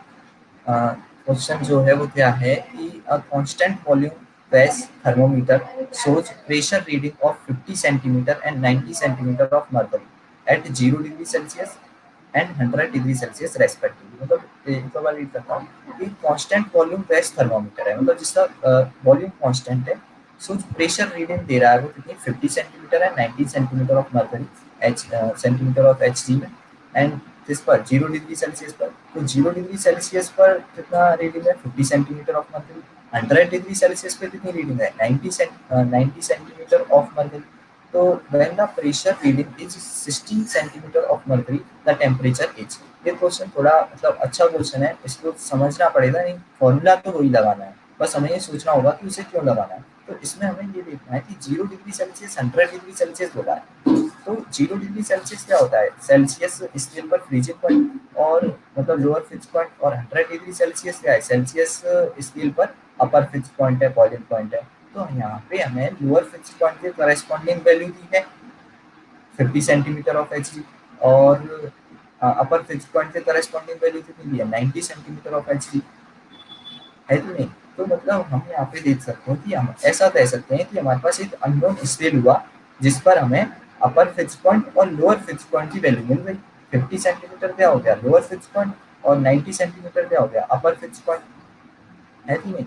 और हमें इसी स्केल पर अब आगे क्या लिखा है कि when the pressure reading is 60 centimetre of mercury, मतलब अब हमें उस जो न्यू स्केल है कांस्टेंट वॉल्यूम बेस्ड थर्मामीटर, उस पर वैल्यू दे रखी है, रीडिंग दे रखी है 60 सेंटीमीटर ऑफ मर्करी। रीडिंग भी मिल गई, फ्रीजिंग पॉइंट, बॉइलिंग पॉइंट भी मिल गया, तो टेम्परेचर पूछ रहा है सेल्सियस स्केल पर। तो बस हमें क्या है, बस हमारे पास एक नया कह सकते हैं कि एक नया स्केल है कांस्टेंट वॉल्यूम बेस्ड थर्मामीटर, एक नया स्केल है जिस पर हमें 0 डिग्री सेल्सियस के करस्पॉन्डिंग वैल्यू 50 सेंटीमीटर मतलब लोअर फिक्स पॉइंट दिया है, 100 डिग्री सेल्सियस के करस्पॉन्डिंग वैल्यू यानी अपर फिक्स पॉइंट दिया है 90 सेंटीमीटर। तो अपर fix point lower fix point पता है, रीडिंग हमें दी है 60 सेंटीमीटर, और हमसे पूछा है सेल्सियस पर इस रीडिंग पूछी है। तो अब हमें बस वही इक्वेशन यूज में लेनी है अपनी, temperature minus M P upon B P minus M P. नए स्केल पर हमें टेम्परेचर पता है, बीपी पता है, एमपी पता है, और मतलब सेल्सियस स्केल पर हमें बीपी एमपी पता ही है, बस रीडिंग फाइंड करनी है। तो फाइंड करें आंसर, बस फॉर्मूला वही है, अब तो मैंने सब कुछ बता दिया लगभग। आंसर आ भी गया 25 डिग्री सेल्सियस। मैं एक बार चेक कर लेता हूँ कि आंसर सही है नहीं। हाँ बिल्कुल सही है 25 डिग्री सेल्सियस। तो ऐसी स्पीड चाहिए हमें आंसर सॉल्व करने के लिए, ये प्रैक्टिस से आती है स्पीड। जब हम प्रैक्टिस करेंगे क्वेश्चंस की, थोड़े बहुत क्वेश्चन लगाएंगे इस पर, तो अपने आप स्पीड आ जाएगी, हम देखते ही सॉल्व कर सकते हैं इसको, ज़्यादा हमें टाइम देने की जरूरत नहीं पड़ती इन सिंपल क्वेश्चंस पर। तो इसमें हम देख सकते हैं सॉल्यूशन कि यूजिंग द वही रिलेशन यूज में दिया, reading on any scale minus lower freezing point upon upper fix point minus LFP is equals to constant. तो pressure reading of 50 centimetre and 90 centimetre of mercury 0 degree Celsius and 100 degree Celsius respectively दिया है। तो value put कर देंगे बस वही putting values. तो H minus LFP, तो H क्या है मतलब जो नया कांस्टेंट वॉल्यूम थर्मोमीटर है उस पर रीडिंग 60, LFP कितना 50 अपॉन अपर फिक्स पॉइंट 90 है तो 90 माइनस 50, और सेल्सियस स्केल पर रीडिंग निकालनी है, C से रिप्रेजेंट कर दिया और उसका फ्रीजिंग पॉइंट 0 अपॉन 100 माइनस 0। इसको सॉल्व किया तो ये होगा 10 अपॉन 40 और C अपॉन 100 हो गया। तो इसको जब हम सॉल्व करेंगे तो ये आ जाएगा 25 डिग्री सेल्सियस निकल के आ जाएगा। तो बस हमने सीधा फॉर्मूले में वैल्यू पुट की और आंसर आ गया। When the pressure reading is 60 centimetre of mercury the temperature is 25 degree Celsius. बस तो ये है। अगर ये क्वेश्चन किसी को अभी भी समझ में ना आया हो तो पूछ लें दोबारा से, मैं इसको और रिपीट कर सकता हूँ।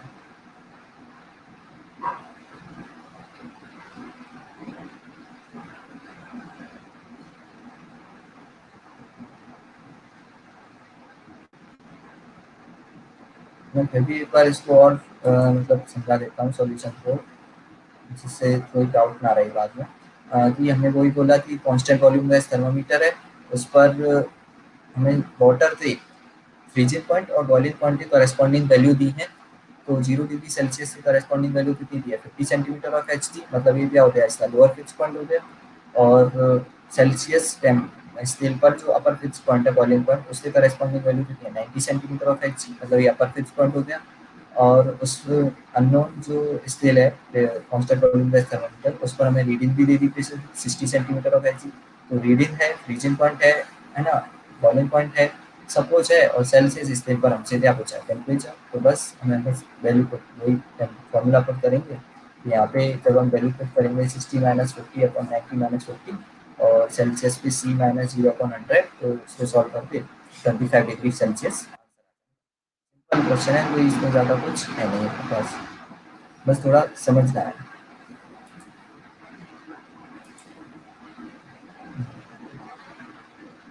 अब हम अगला क्वेश्चन देखते हैं। अब हम कुछ मतलब पॉइंट हैं जो मतलब थ्योरेटिकल पॉइंट्स हैं, इंपॉर्टेंट भी हैं, इन पे भी इनमें से एक दो पॉइंट पे थ्योरेटिकल क्वेश्चंस आ सकते हैं डायरेक्ट याद रखने वाले। तो सबसे पहले हम देखते हैं जैसे केल्विन स्केल, जो केल्विन स्केल है उस पर जो मिनिमम वैल्यू होती है टेम्परेचर की वो कितनी होती है 0 केल्विन होती है। 0 केल्विन से लोअर टेम्परेचर जो है वो डिफाइन नहीं है। तो हम बोल सकते हैं कि जो केल्विन स्केल ऑफ टेम्परेचर है उस पर टेम्परेचर कभी भी नेगेटिव नहीं हो सकता, नेगेटिव टेम्परेचर नहीं होगा इस पर। अगर हम देखें तो जब मतलब 10 ईयर्स बिफोर जब अर्थ का फॉर्मेशन हुआ था, जब अर्थ बनी थी, तो उस समय पर जो पृथ्वी का तापमान था टेम्परेचर था वो कितना था लगभग 10 पावर 32 केल्विन माना जाता है, 10 टू दी पावर 32 केल्विन माना जाता है। और अब जो टेम्परेचर है वो 3 केल्विन है, 3 केल्विन है ओनली। तो टेम्परेचर क्या हुआ है, जब हम एवोल्यूशन वगैरह पढ़ते हैं तो हम देखते हैं कि जो अर्थ का टेम्परेचर है वो लगातार क्या हुआ है डिक्रीज हुआ है। तो उससे पता भी चलता है कि जब बनी थी अर्थ तो टेम्परेचर कितना था 10 पावर 32 केल्विन, और अब कितना है 3 केल्विन। तो टेम्परेचर क्या हुआ है लगातार रिड्यूस हुआ है, ये चीज हम देखते हैं। और अब अगर हम देखें तो अब हमने लेबोरेटरी में मैक्सिमम टेम्परेचर जो क्रिएट कर लिया है वो कर लिया हमने 10 पावर 8 केल्विन। 10 पावर 8 केल्विन तक हमने मैक्सिमम प्रोड्यूस कर लिया है 1990 में। एक लेबोरेटरी के अंदर ये टेम्परेचर मतलब प्रोड्यूस किया गया था 10 power 8 kelvin.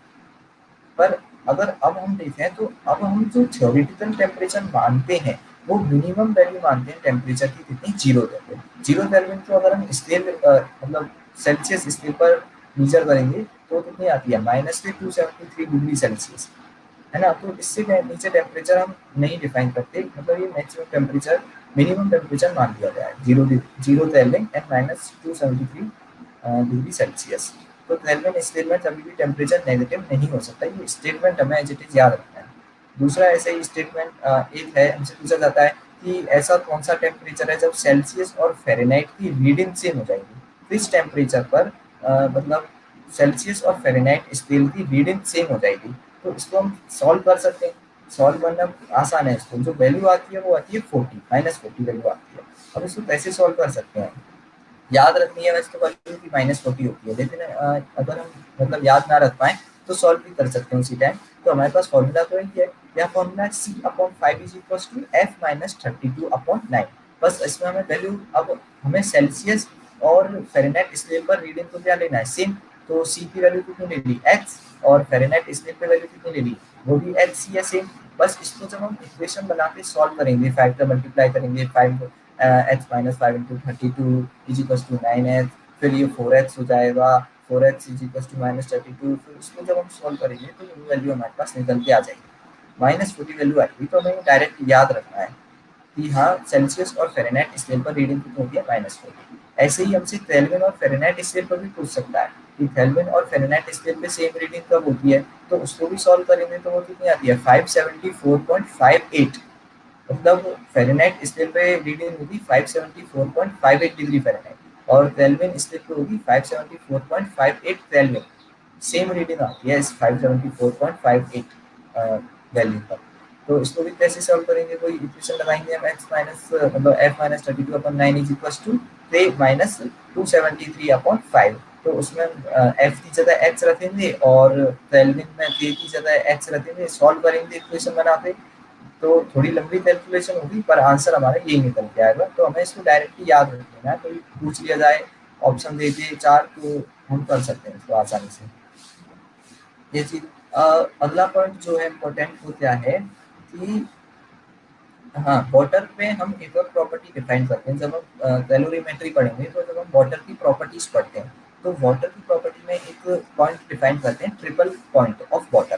Triple point of water क्या होता है, ट्रिपल पॉइंट ऑफ वाटर होता है वह पॉइंट जहाँ पे तीनों वाटर की तीनों स्टेट कौन सी, सॉलिड, लिक्विड एंड गैस। मतलब हम बोल सकते हैं सॉलिड स्टेट कौन सी हो गई, आइस, बर्फ हो गई, लिक्विड स्टेट वाटर, पानी हो गया, और जो मतलब गैसियस स्टेट है वो मतलब क्या होती है, स्टीम होती है, भाप होती है। जब ये तीनों स्टेट आपस में एक मतलब वह पॉइंट जब तीनों स्टेट एक साथ में प्रेजेंट होंगी, एक ही कंटेनर में तीनों स्टेट जब प्रेजेंट होती हैं, तो उसे हम क्या बोलते हैं, ट्रिपल पॉइंट ऑफ वाटर।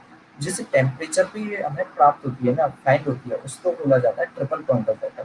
उसको हम आगे इसमें 3 डिग्री सेल्सियस की समथिंग आती है, तो उसको हम आगे याद ही रखेंगे। तो मॉडर्न थर्मोमेट्री में इंस्टीड ऑफ 2 फिक्स पॉइंट, मतलब लोअर फिक्स पॉइंट और अपर फिक्स पॉइंट की जगह हम केवल किसका यूज करते हैं, ट्रिपल पॉइंट ऑफ वाटर का यूज कर सकते हैं। Only one reference point is chosen, triple point of water. 273.16 kelvin होता है। तो ये ट्रिपल पॉइंट ऑफ वाटर पर हमारे क्वेश्चंस में जो हम यूज में लेते हैं वो कौन सा लेते हैं, कि हमें तो दोनों लेने होते हैं, अपर fix point, lower fix point. पर ये मॉडर्न थर्मोमेट्री में आजकल हम किसका यूज करते हैं, ट्रिपल पॉइंट ऑफ वाटर का यूज करते हैं। इसमें ग्राफ है जो काफी मतलब इम्पोर्टेंट है, वो भी उसको भी हम आगे देखेंगे। कैलोरीमेट्री जब हम चैप्टर पढ़ेंगे थर्मल फिजिक्स के अंदर, तो उसमें हम इसको डिफाइन करेंगे अच्छे से। तो ये कुछ पॉइंट मैंने यहाँ पे बताए हैं कि केल्विन स्केल पे कभी भी टेम्परेचर नेगेटिव नहीं हो सकता। सेल्सियस और फ़ारेनहाइट में टेम्परेचर कब सेम होता है, तो -40 पे होता है। केल्विन और फ़ारेनहाइट में कब होता है, 574 पे होता है। और ये ट्रिपल पॉइंट ऑफ वाटर की हमने बात की। तो ये पॉइंट तक समझ में आया हो, तो ये हमारा थर्मोमेट्री पे हमने डिस्कशन किया। थर्मोमेट्री हमने देखा कि कैसे अलग अलग स्केल पर हम टेम्परेचर,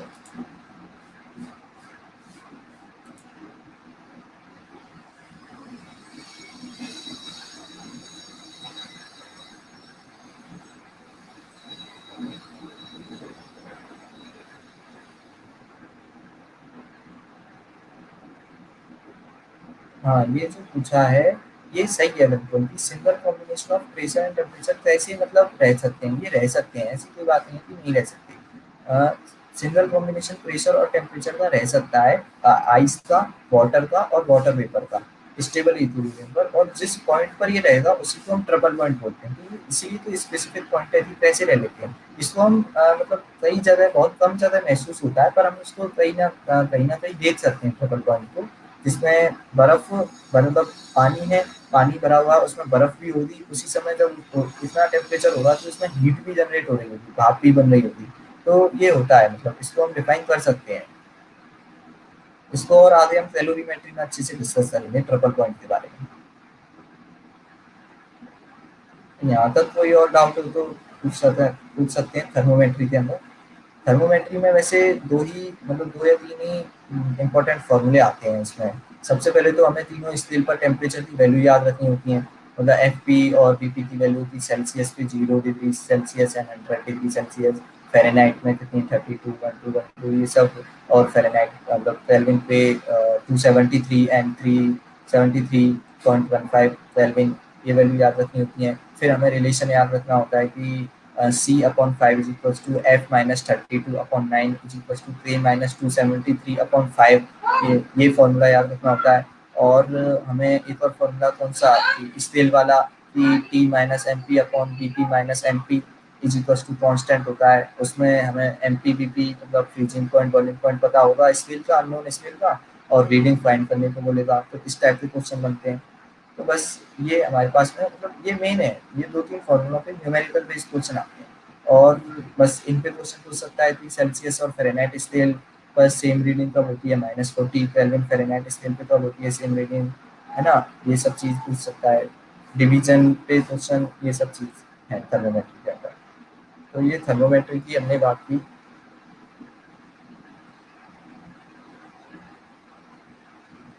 थर्मोमेट्री में कोई और डाउट नहीं है तो फिर मैं थोड़ा बहुत, हम अब अगली यूनिट स्टार्ट करेंगे कौन सी है, थर्मल एक्सपेंशन। जैसा कि हमने बोला कि इसके अंदर हम 5 यूनिट पढ़ते हैं टोटल। तो उसमें से हमारे पास में मतलब एक यूनिट आती है कौन सी, मतलब थर्मल एक्सपेंशन। थर्मल एक्सपेंशन जैसा हमने बोला था कि थर्मोमेट्रिक प्रॉपर्टी हमने पढ़ी थी। थर्मोमेट्रिक प्रॉपर्टी मतलब बॉडीज की ऐसी प्रॉपर्टी जो इस पर डिपेंड करती हैं टेम्परेचर पे। जैसे हमने बोला था expansion of liquid and gases, ये बोला था ना हमने। तो एक्सपांसन जो होता है तो वो कौन सी है, वो थर्मल एक्सपांसन ही है, लिक्विड का, गैस का, सॉलिड का। तो थर्मल एक्सपांसन का मतलब क्या है कि टेम्परेचर की वजह से कोई भी बॉडी क्या हो रही है, एक्सपांड हो रही है, फैल रही है। उसकी लेंथ में, एरिया में, वॉल्यूम में इंक्रीजमेंट हो रहा है, बढ़ रही है, तो उसको क्या बोलेंगे, थर्मल एक्सपांसन। तो जैसे हम बोलते हैं, जैसे एक रिकॉर्ड में ये बात नोटिस की गई है कि जो एफिल टावर है, एफिल टावर की जो लेंथ होती है ना, वो समर में मतलब गर्मियों में उसकी जो लेंथ होती है वो 17 सेंटीमीटर क्या हो जाती है, लंबी, मतलब बढ़ जाती है। अब हम जैसे बोल रहे हैं कि गर्मियों में अपने आप ही कैसे लेंथ बढ़ गई, ये बात थोड़ी हमें अजीब लगती है, लेकिन ये बात सही है कि जो लेंथ होती है एफिल टावर की वो इंक्रीज हो रही है। इसी वजह से, क्योंकि वो क्या है, मेटल है भाई, मेटल ही तो है। तो मेटल का जब समर में टेम्परेचर इंक्रीज होगा तो वो थोड़ी थोड़ी एक्सपांड होगी। अब इतना लंबा एफिल टावर है, थोड़ा थोड़ा इंक्रीज करते करते वो कितना हो जाता है, 17 सेंटीमीटर क्या हो जाता है, टॉलर हो जाता है, मतलब लंबा हो जाता है। तो हम यही चीज़ देखेंगे कि कैसी रॉड होती हैं, रॉड में कैसे लेंथ में इंक्रीज होता है। कोई भी स्फेयर है तो उससे पूरे वॉल्यूम में इंक्रीज हो जाता है, लिक्विड है, गैस है, इनके वॉल्यूम में कैसे इंक्रीज होता है। तो ये सब चीज़ इसमें हम थर्मल एक्सपांसन के अंदर मतलब इसमें रॉड टाइप क्वेश्चंस होते हैं, ये सारी चीज़ें हम इसमें डिस्कस करेंगे।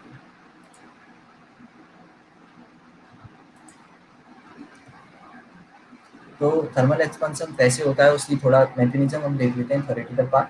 तो कैसे होता है ये थर्मल एक्सपेंशन, क्यों मतलब जो बॉडी है वो एक्सपांड क्यों करती है हीट देने पर, टेम्परेचर देने पर।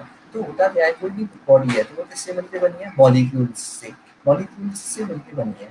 तो क्या होते हैं, पास पास में होते हैं, मतलब कॉम्पैक्ट है बॉडी, सॉलिड हो सकती है कोई भी। तो ये क्या है, मॉलिक्यूल पास पास में है एक दूसरे के, और इनके पास में कोई एनर्जी ज़्यादा नहीं है, स्टेबल है अभी। लेकिन जब क्या होगा, जब इनको टेम्परेचर दिया जाएगा, जब हम इनको हीट देंगे, तो क्या होगा, हीट फैक्ट्री क्या है, एनर्जी है। तो इन मॉलिक्यूल्स को एनर्जी मिलेगी, इनकी एनर्जी इंक्रीज होगी, इंटरनल एनर्जी इनकी इंक्रीज हो जाएगी। जब एनर्जी इंक्रीज हो जाएगी तो ये स्टेबल नहीं रहेंगे, इनमें क्या आएगी, अनस्टेबिलिटी आएगी। तो जिसकी वजह से अब उस अनस्टेबिलिटी की वजह से ये क्या करने लगेंगे, मूव करने लगेंगे। इनमें क्या होंगे, वाइब्रेशन होंगे। तो इनकी जो वाइब्रेशन है वो बढ़ने लगेंगे बहुत ज़्यादा। और अब जब इनकी मतलब एनर्जी क्या होगी, मतलब बढ़ी, तो स्टेबिलिटी इनकी घट रही है, तो पोटेंशियल एनर्जी क्या होगी, मतलब डिक्रीज होगी। पोटेंशियल एनर्जी इनकी डिक्रीज होगी, क्योंकि मतलब इस, हम देखते हैं कि वर्ल्ड में कोई भी जो चीज़ है वो किसमें जाना चाहती है, मतलब स्टेबल होना चाहती है। और स्टेबल होने का मतलब होता है कि अपनी पोटेंशियल एनर्जी को कम करना। पोटेंशियल एनर्जी को कम करना ही क्या है, स्टेबल होना। तो अब इनकी तो क्या हो गया, तो ये तो अनस्टेबल है, तो इनकी पोटेंशियल एनर्जी क्या हो चुकी है, मतलब कम बढ़ चुकी है। तो उस वजह से अब यहाँ पे अगर देखें, तो जब हम पोटेंशियल एनर्जी और डिस्टेंस के मतलब बीच में जब हम क्या बनाते हैं, ग्राफ बनाते हैं ना, तो जो रिलेशन आता है पोटेंशियल एनर्जी और डिस्टेंस का, वो इन्वर्सली प्रोपोर्शनल होता है। कि मतलब पोटेंशियल एनर्जी बढ़ती है ना तो डिस्टेंस कम होती है। तो यहाँ पे जो है क्या हो रहा है कि डिस्टेंस इंक्रीज होगी, क्योंकि एनर्जी क्या है कि मतलब अनस्टेबिलिटी है तो एनर्जी कम हो गई, पोटेंशियल एनर्जी अनस्टेबल हो गई है मतलब, और बहुत ज़्यादा मूव कर रहे हैं ना तो इनका एम्पलीट्यूड ऑफ वाइब्रेशन बढ़ गया है। एम्पलीट्यूड ऑफ वाइब्रेशन बढ़ गया है तो फिर ये क्या होंगे, डिस्टेंस इनकी बढ़ जाएगी, तो ये एक दूसरे से क्या हो जाएंगी, दूर दूर हो जाएंगी। और दूर दूर होने को हम क्या बोलते हैं कि वस्तु क्या मतलब पूरी बॉडी क्या हो गई है, एक्सपांड हो गई है। तो ये है, तो कैसे मतलब मैं एक और बार बताऊं इसको, तो हमने क्या किया, किसी भी बॉडी को हमने हीट दी तो मतलब एनर्जी दी, एनर्जी मॉलिक्यूल्स ने दी तो मॉलिक्यूल्स की इंटरनल एनर्जी क्या हो गई, बढ़ गई। जब एनर्जी बढ़ गई तो वो क्या करने लगे, मूव करने लगे एक दूसरे से, उनमें टकराने लगे। तो अब उस एनर्जी वाइब्रेट करने लगे तेजी से, फिर उसकी वजह से वो क्या होने लगे, एक दूसरे से दूर जाने लगे। उनके बीच की जो मतलब उनकी जो भाई कोई भी जब सॉलिड है या फिर कोई भी लिक्विड है तो उसमें जो मॉलिक्यूल्स हैं वो एक दूसरे से जुड़े हुए हैं, पास पास में क्यों होते हैं, क्योंकि उनके बीच में क्या है, इंटरमोलिकुलर फोर्सेज हैं, आईएमएफ जैसे बोलते हैं, इंटरमोलिकुलर फोर्सेज हैं। तो जब हम हीट देंगे तो हीट इतनी ज्यादा हो जाएगी कि उनके इंटरमोलिकुलर फोर्सेज भी होने लग जाएंगे, तो वो एक दूसरे को बाउंड नहीं रख पाएंगे, और बाउंड नहीं रख पाएंगे तो एक दूसरे से दूर भागने लगेंगे, तो उनके बीच की क्या होगी, डिस्टेंस बढ़ेगी, तो वो आपस मतलब क्या हो जाएंगे, दूर दूर होने लग जाएंगे। अ, तो ये हमने इसमें बोला, तो इसी को हम बोलते हैं, देखो तो हम इसको रीड करें तो when matter as is heated, जब उसको हीट की जाएगी without any change in state, मतलब स्टेट में चेंज नहीं हुआ है, लिक्विड है तो वो लिक्विड स्टेट में ही एक्सपांड होगा, ऐसा नहीं लिक्विड से गैस में बदल गया या सॉलिड से लिक्विड में, सॉलिड सॉलिड में एक्सपांड हो रहा है, लिक्विड लिक्विड में एक्सपांड हो रहा है, कोई स्टेट में चेंज नहीं हुआ है, इट यूजुअली एक्सपांड, तो वो क्या होती है, एक्सपांड होती है विद राइज इन टेम्परेचर। अब होता क्या है, with rise in temperature the amplitude of vibration and hence energy of atoms increase। amplitude of vibration क्या होगा, increase होगा, और energy of atoms increase होगी, hence the average distance between the atoms increase। तो इससे क्या होगा कि जो डिस्टेंस है वो भी इंक्रीज होगी। तो ये किसी वजह से आता है यू वर्सेज आर, मतलब कि पोटेंशियल एनर्जी और डिस्टेंस के बीच में जो अनयूजुअल ग्राफ है उसकी वजह से आता है। इसको हम वर्क पावर एनर्जी इसमें बहुत डिटेल में पढ़ते हैं, पोटेंशियल एनर्जी को डिफाइन करते हैं उधर, उसके ऊपर बहुत सारे हम न्यूमेरिकल भी करते हैं जो पूछे भी जाते हैं, तो उसमें हम बहुत डिटेल में से लिखते हैं। So the matter as a whole expand, तो एक्सपेंड करता है, ये समझ रहा है कि कैसे कोई मैटर है वो एक्सपांड क्यों कर रहा है हीट देने पर, कैसे उनके इंटरमोलिकुलर फोर्स वीक हो रहे हैं, कैसे वो एक दूसरे से दूर जा रहे हैं, डिस्टेंस बढ़ रही है और वो एक्सपांड हो रहे हैं।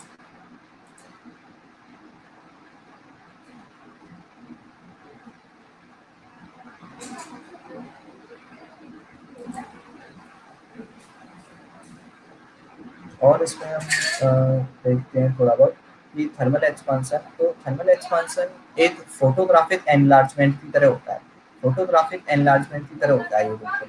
फोटोग्राफिक एनलार्जमेंट का क्या है, जैसे हम कोई भी फोटो लेते हैं कैमरे से तो हम उसको क्या करते हैं, जूम करते हैं, तो जूम जब करते हैं फोटो को तो फोटो क्या है, बड़ी हो जाती है। तो फोटो ऐसा तो है नहीं कि फोटो की केवल लेंथ में इंक्रीज होता है या फोटो का केवल एक ही हिस्सा बड़ा हो गया, पूरा हिस्सा जूम होता है और पूरी की पूरी फोटो क्या हो जाती है, जैसे फोटो फ्रेम करा लिया, एक पासपोर्ट साइज फोटो का हमने क्या करा लिया, फ्रेम करा लिया, तो वो फोटो मतलब उसकी लेंथ में सभी जगह से क्या होता है, इंक्रीजमेंट होता है, तो वो फोटोग्राफिक एनलार्जमेंट है। ऐसे ही जब हम थर्मल एक्सपांशन पढ़ते हैं किसी भी वस्तु का तो उसमें भी हर चीज में इंक्रीजमेंट होता है। जैसे ये है एक शीट है, मतलब एक हम बोल सकते हैं ये शीट है, उसके अंदर ये एक होल है, तो अब हम जब इसको हीट करेंगे तो ऐसा नहीं है कि केवल इस शीट की मतलब जो बॉर्डर है वही मतलब फैलेंगी या एक्सपांड होगी। हम ऐसा सोच से लेते हैं कि मतलब होल है तो होल तो एक्सपांड होगा ही नहीं, होल में क्या होगा मतलब, या फिर होल डिक्रीज होगा, ऐसा हम सोच लेते हैं, लेकिन होल तो जब हम इसमें इंक्रीजमेंट देखेंगे तो ये फूड मतलब ये कम्प्लीटली एक्सपांड होगी, इसकी बॉर्डर्स भी एक्सपांड होगी और इसका होल भी एक्सपांड होगा। तो हीट करने पर होल भी बड़ा हो गया और इसकी जो मीजर है वो भी, मतलब देखो ये क्या है, नए तरीके से इसको जूम कर दिया, इसका होल भी एक्सपांड हुआ, बड़ा हो गया और इसकी बॉर्डर्स भी बड़ी हो गई। तो यह क्या है हमारे पास में, फोटोग्राफिक एनलार्जमेंट की तरह होता है। तो that is a whole expand in the same proportion as a metal, जैसे कि मेटल एक्सपांड हुई है वैसे ही होल भी एक्सपांड हुआ है। It does not gate smaller, ऐसा नहीं है कि हम एक्सपांड कर रहे हैं तो होल होता मतलब छोटा होता चला जाएगा, स्मॉल होता चला जाएगा, ऐसा नहीं है, होल भी एक्सपांड होगा उसी रेशो में। ये हमने फोटोग्राफिक एनलार्जमेंट वाली बात कही। इसको अगर हम और इसमें मतलब क्वेश्चन के थ्रू देते हैं तो इसी पे बेस अब हमसे क्वेश्चन पूछ सकता है थ्योरेटिकल, जो कई बार हम गलत भी कर देते हैं, मतलब गलत कंसेप्ट की वजह से। तो इसमें अगर हम देते हैं, जैसे इसमें बोला है कि रेक्टेंगुलर प्लेट है हमारे पास, इस रेक्टेंगुलर प्लेट में एक सर्कुलर कैविटी बनी हुई है, रेक्टेंगुलर प्लेट में सर्कुलर कैविटी बनी हुई है, और अब हम इसका इस पूरी प्लेट का टेम्परेचर इंक्रीज कर रहे हैं। तो अब ये हमारे पास अलग अलग डायमेंशन दिए हैं कि हाँ इसकी लेंथ दे दी ए, फिर दे दी बी, है ना, और ये जो सर्कल है अंदर उसका भी हमें डायमीटर सी दे दिया, ये डिस्टेंस जो है सर्कल की और ये बाउंड्री की जो है डी दे दी। तो अब इसमें पूछेगा कि हमें बताना है कि कौन सी जो रीडिंग है, मतलब ए बी सी डी में से कौन सी घटेगी, कौन सी बढ़ेगी, कौन सी इंक्रीज होगी, कौन सी डिक्रीज होगी, ये बताना है। तो अब हमें इसमें सोचने का नहीं होता, जब हम इसको मतलब हीट कर रहे हैं पूरी मतलब रेक्टेंगुलर शीट को, तो ये मतलब इसकी सारी की सारी जो रीडियन है, सारी की सारी डायमेंशन है, वो क्या होंगी, इंक्रीज ही होंगी, कोई भी डिक्रीज नहीं हो सकती। ये फोटोग्राफी है ना, मतलब सभी तरफ से बढ़ेगी, एक्सपांड तो वो हर जगह से होगी। ऐसा नहीं है कि केवल ए बढ़ जाए और ये चौड़ी होती चली जाए, ऐसा नहीं है, या फिर केवल बी बढ़ जाए लंबी होती चला जाए, या फिर केवल सर्कल में सी ही बढ़ जाए, सर्कल ही बड़ा हो जाए, ऐसा नहीं हो सकता। सारी डायमेंशन में क्या होगा, इंक्रीजमेंट ही होगा। तो इसमें ये पूछा है कि rectangular plate has a circular cavity as shown in the figure, if we increase its temperature then which dimension will increase in following figure, कौन सी डायमेंशन इसमें इंक्रीज होगी। तो इसमें देखते हैं तो A B C D all सारी की सारी जो डायमेंशन है वो क्या होगी, इंक्रीज होगी। ये इसमें हम देख सकते हैं। तो ये क्वेश्चन में कोई डाउट हो तो पूछ सकते हैं। ऑप्शन बी इज राइट है, बिल्कुल सही है, ऑप्शन बी इसका होगा, सभी डायमेंशन। ये थ्योरेटिकल क्वेश्चन है सिंपल।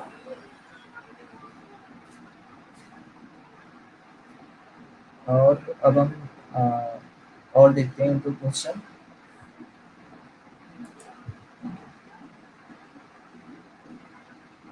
सॉल्यूशन इसका ही हो गया करेक्ट आंसर।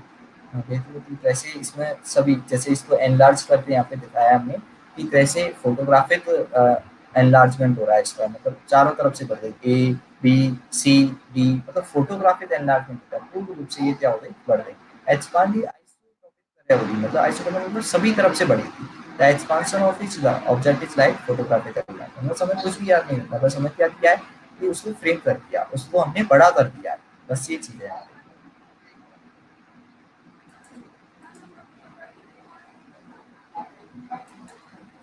अब हम आगे और देखते हैं। तो थर्मल एक्सपांशन अब हम अलग अलग पढ़ते हैं, जैसे सॉलिड में एंड लिक्विड गैसेज में हम थर्मल एक्सपांशन की बात करते हैं। तो हमारे पास में अब थर्मल एक्सपांशन मतलब इंक्रीज हो रही है, तो क्या इंक्रीज हो सकता है लेंथ इंक्रीज हो। सॉलिड है तो उसकी लेंथ भी इंक्रीज हो सकती है। केवल कोई रॉड है, अगर एज्यूम करें कोई रॉड है, तो रॉड का टेम्परेचर इंक्रीज करेंगे तो उसके पास तो लेंथ ही होती है, तो रॉड की लेंथ इंक्रीज होगी। तो वन डायमेंशन इंक्रीजमेंट बोलते हैं उसको, क्योंकि एक ही एक्सिस में इंक्रीज हो रहा है डायमेंशन, तो इसको इसलिए हमको क्या बोलते हैं, लीनियर एक्सपांशन बोला जाता है। तो लीनियर एक्सपांशन ऑफ सॉलिड ऐसे बोला जाता है इसको। अब कोई सॉलिड जैसे कि हो सकता है कि जैसे हमने बोला रेक्टेंगुलर प्लेट बोला अभी, तो कोई प्लेट है ना, कोई शीट है, सर्कुलर डिस्क है, तो उसका जो मतलब इंक्रीजमेंट होगा वो कैसा होगा, एरिया में इंक्रीज होगा, एरिया इंक्रीज होगा उसका। तो टू डायमेंशन में तो उसको हम सुपरफिशियल एक्सपांशन बोला जाता है। टू डायमेंशन हो गई ना, कि एक्स और वाई एक्सिस में होगा, एक्स और वाई दोनों एक्सिस में इंक्रीज होगा, तो उसे बोलेंगे superficial expansion. Two dimension increasement हो रहा है तो सॉलिड के अंदर टू डायमेंशन मतलब हो जाएगा, जैसे शीट में है ना, डिस्क में इनका होता है। और जैसे कि स्फेयर है अगर, तो उसके अंदर तो क्या होगा, तीन डायमेंशन होती हैं, एक्स वाई एंड जेड, तीनों डायमेंशन उसके अंदर। तो उसमें वॉल्यूम इंक्रीज होगा, जब उसको हीट करेंगे तो क्या होगा, वॉल्यूम इंक्रीज होगा। तो उसको हम क्या बोलेंगे, थ्री डायमेंशन एक्सपांशन। तो उसमें वॉल्यूम एक्सपांशन होगा। तो सॉलिड में हमें तीनों एक्सपांशन देखने को मिलते हैं, one dimension expansion, two dimension expansion and three dimension expansion. Linear, one dimension मतलब लीनियर एक्सपांशन, जैसे रॉड में हो गया, लेंथ इंक्रीज होगी। और डिस्क में, शीट में, इनमें टू डायमेंशन होगा, लेंथ में विड्थ में इंक्रीज होगा। तो सुपरफिशियल एक्सपांशन या टू डायमेंशन या फिर एरिया में ऐसे बोल सकते हैं। थ्री डायमेंशन इंक्रीजमेंट या वॉल्यूम एक्सपांशन जो होगा वो होगा किसमें, स्फेयर में, है ना। इसमें बोल सकते हैं किसी भी सिलेंडर में हो सकता है, सॉलिड सिलेंडर इसमें होता है, सॉलिड सिलेंडर वगैरह में भी वॉल्यूम एक्सपांशन होगा। तो सॉलिड में तो तीनों एक्सपांशन होते हैं, जबकि लिक्विड और गैस के लिए बोला है। अब लिक्विड है कोई भी, तो लिक्विड के पास तो क्या होता है, उसकी कोई लेंथ और विड्थ तो होती नहीं है, तो उसके लिए वन डायमेंशन और टू डायमेंशन एक्सपांशन नहीं बोल सकते, मतलब लीनियर एक्सपांशन या फिर एरिया वाइज एक्सपांशन नहीं हो सकता, सुपरफिशियल एक्सपांशन। लिक्विड के लिए या गैस के लिए केवल वॉल्यूम एक्सपांशन होता है, थ्री डायमेंशन एक्सपांशन होता है। तो ये हमारे पास तीन टाइप के एक्सपांशन होते हैं, linear, superficial and volume. Linear मतलब एक डायमेंशन है, रॉड की लेंथ में एक्सपांशन, रॉड की लेंथ इंक्रीज हुई, linear expansion. Superficial expansion, area, length and width both, X and Y दोनों एक्सिस में होती है, शीट के लिए है ना, सर्कुलर डिस्क हो गई, ये हो गई रेक्टेंगुलर शीट हो गई। और three dimension sphere, solid cylinder, इनके लिए होगा वॉल्यूम थ्री डायमेंशंस में इंक्रीज होगा, तो उसको बोलेंगे। और लिक्विड और गैस के लिए थ्री डायमेंशन वॉल्यूम एक्सपांशन होगा, है ना। तो ये तीन टाइप के होते हैं। अब हम इसमें और देखते हैं, तो अब हम देखते हैं लीनियर एक्सपांशन। लीनियर एक्सपांशन क्या है, सॉलिड्स के लिए हम पढ़ रहे हैं, तो सॉलिड्स के लिए हम पढ़ रहे हैं लीनियर एक्सपेंशन। हाँ, इसको हम ऐसे भी linear expansion, areal expansion and cubical expansion, ये भी सही है। मतलब एरियल वो जो सुपरफिशियल है उसको हम क्या बोल सकते हैं, एरियल भी बोल सकते हैं, क्योंकि इसमें एरिया बढ़ रहा है, जैसे कोई भी शीट हो जाती है या फिर रेक्टेंगुलर शीट, सर्कुलर डिस्क वगैरह होती है, उनमें एरिया डिफाइन होता है।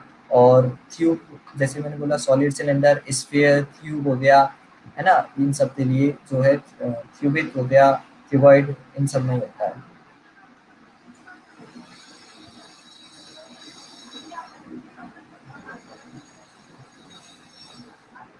तो अब हम इसमें देखते हैं क्या, लेंथ में जो इंक्रीज होगा, मतलब वन डायमेंशन में देखते हैं, सॉलिड के अंदर जो रॉड वगैरह में वन डायमेंशन या लीनियर एक्सपेंशन होता है, उसको हम देख सकते हैं। तो व्हेन अ सॉलिड, तो अगर हम देखते हैं जब किसी भी रॉड है, सर्कुलर रॉड है, तो उसको जब टेम्परेचर दिया जाता है, तो यहाँ पे हमने दो चीज़ बताई है। सबसे पहली चीज़ है, कोई भी रॉड है उसकी नॉर्मल लेंथ हमने मान ली एल नॉट, मतलब टेम्परेचर नहीं दिया, तो उसकी जो स्टैंडर्ड लेंथ थी पहले, वो कितनी थी, एल नॉट थी।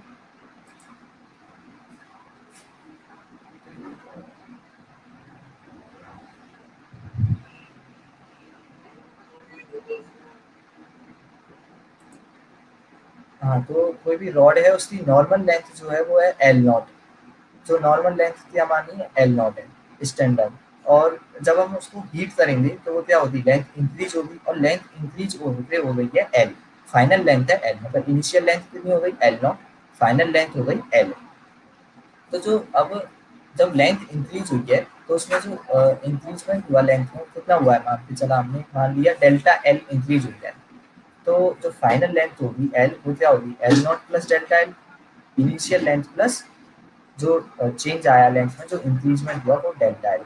तो अब हम बोल सकते हैं, तो हमें ये जो फॉर्मेट है ना, रिलेशन थी, वो फॉर्मेट हम तीनों में लगाएंगे, लीनियर एक्सपेंशन में भी, एरियल में भी, और उसमें भी लगाएंगे।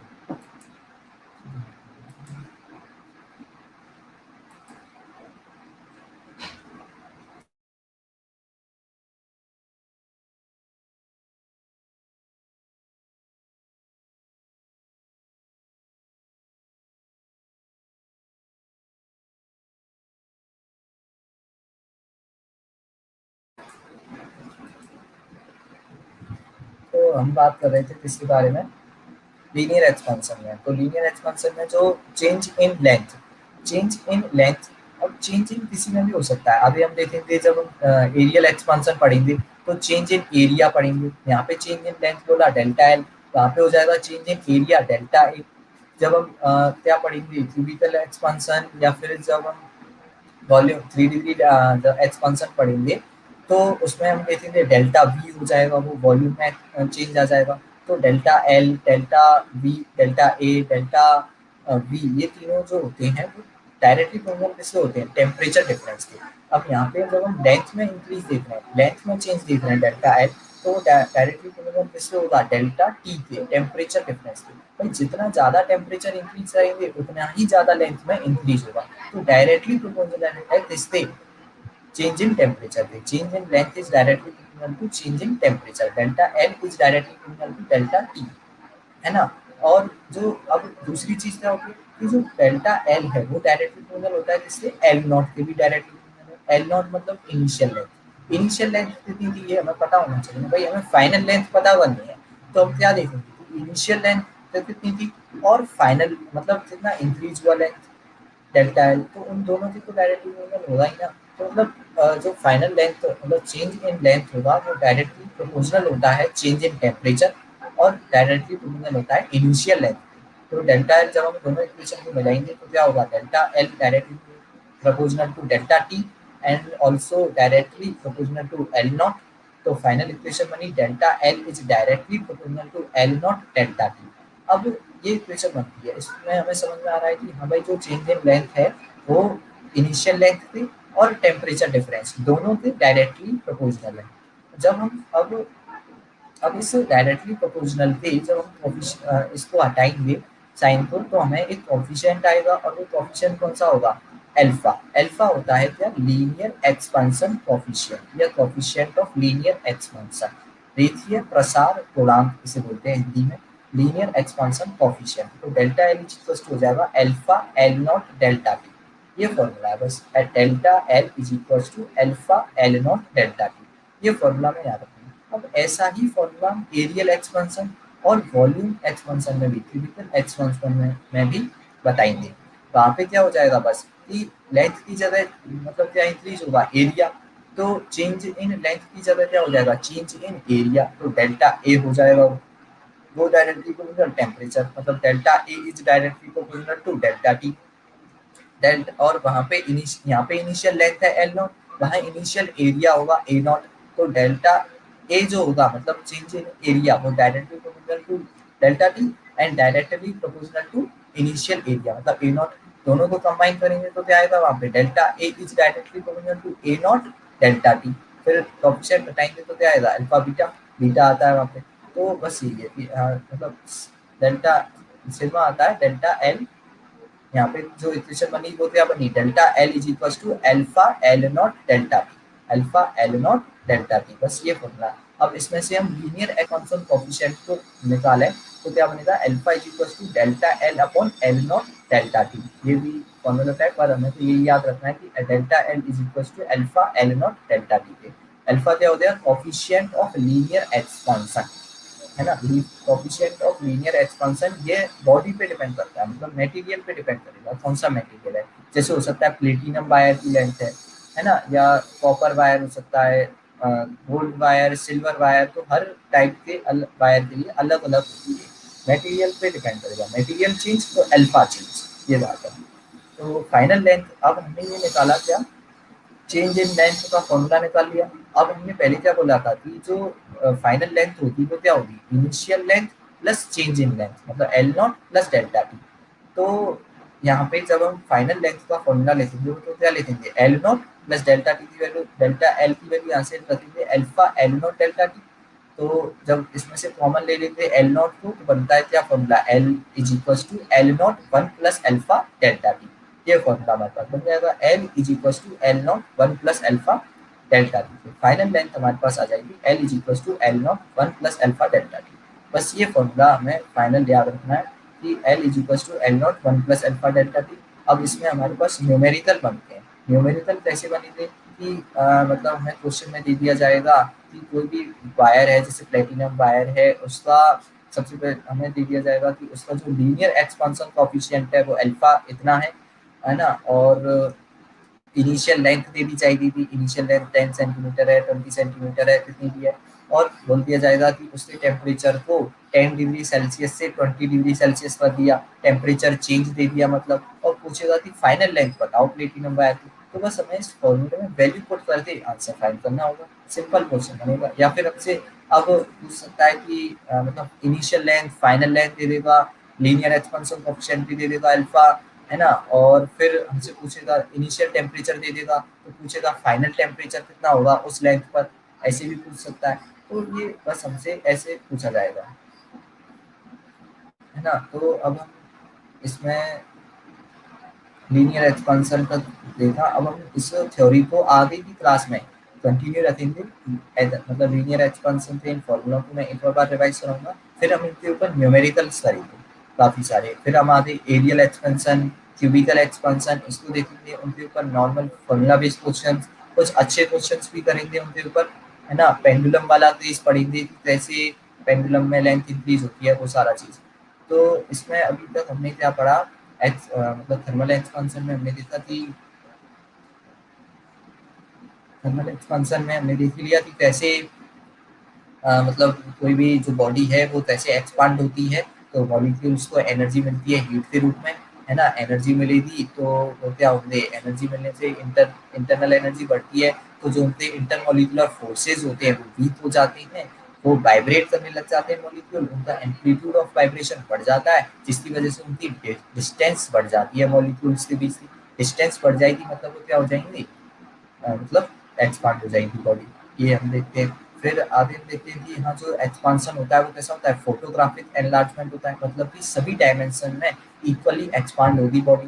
जैसी भी बॉडी हो सारी डायमेंशन में बढ़ेगी। जैसे हमने ये शीट में बोला था कि इसको हीट कर रहे हैं शीट को, तो होल भी क्या होगा, एक्सपांड होगा, है ना। तो ये चीज हमने देखी। फिर इस वाले क्वेश्चन में हमने देखा ही थी सारी की सारी डायमेंशन इंक्रीज होंगी जब हम इस सीट के टेम्परेचर को इंक्रीज करेंगे, ABCD, है ना।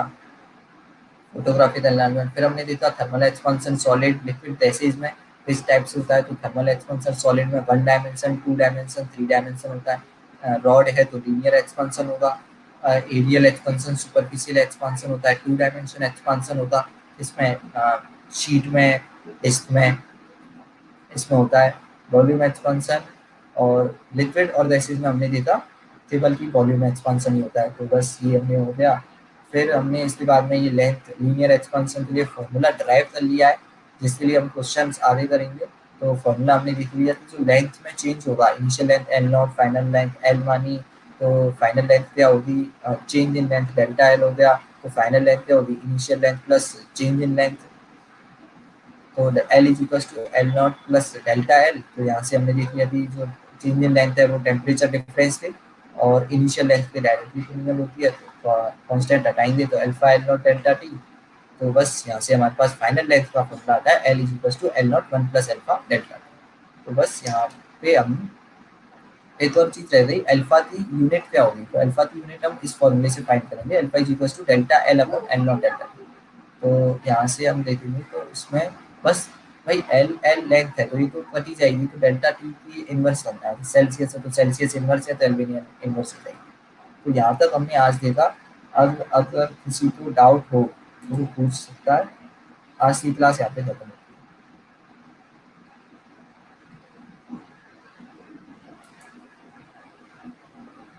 कोई भी डाउट हो तो पूछ ले।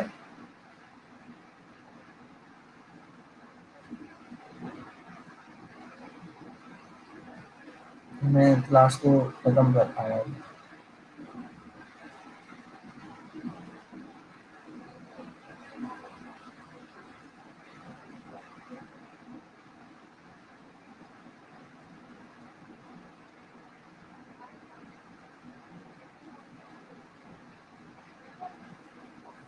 हाँ आज का क्लियर है तो बिल्कुल सही है। अब हम आगे इसमें और न्यूमेरिकल करेंगे।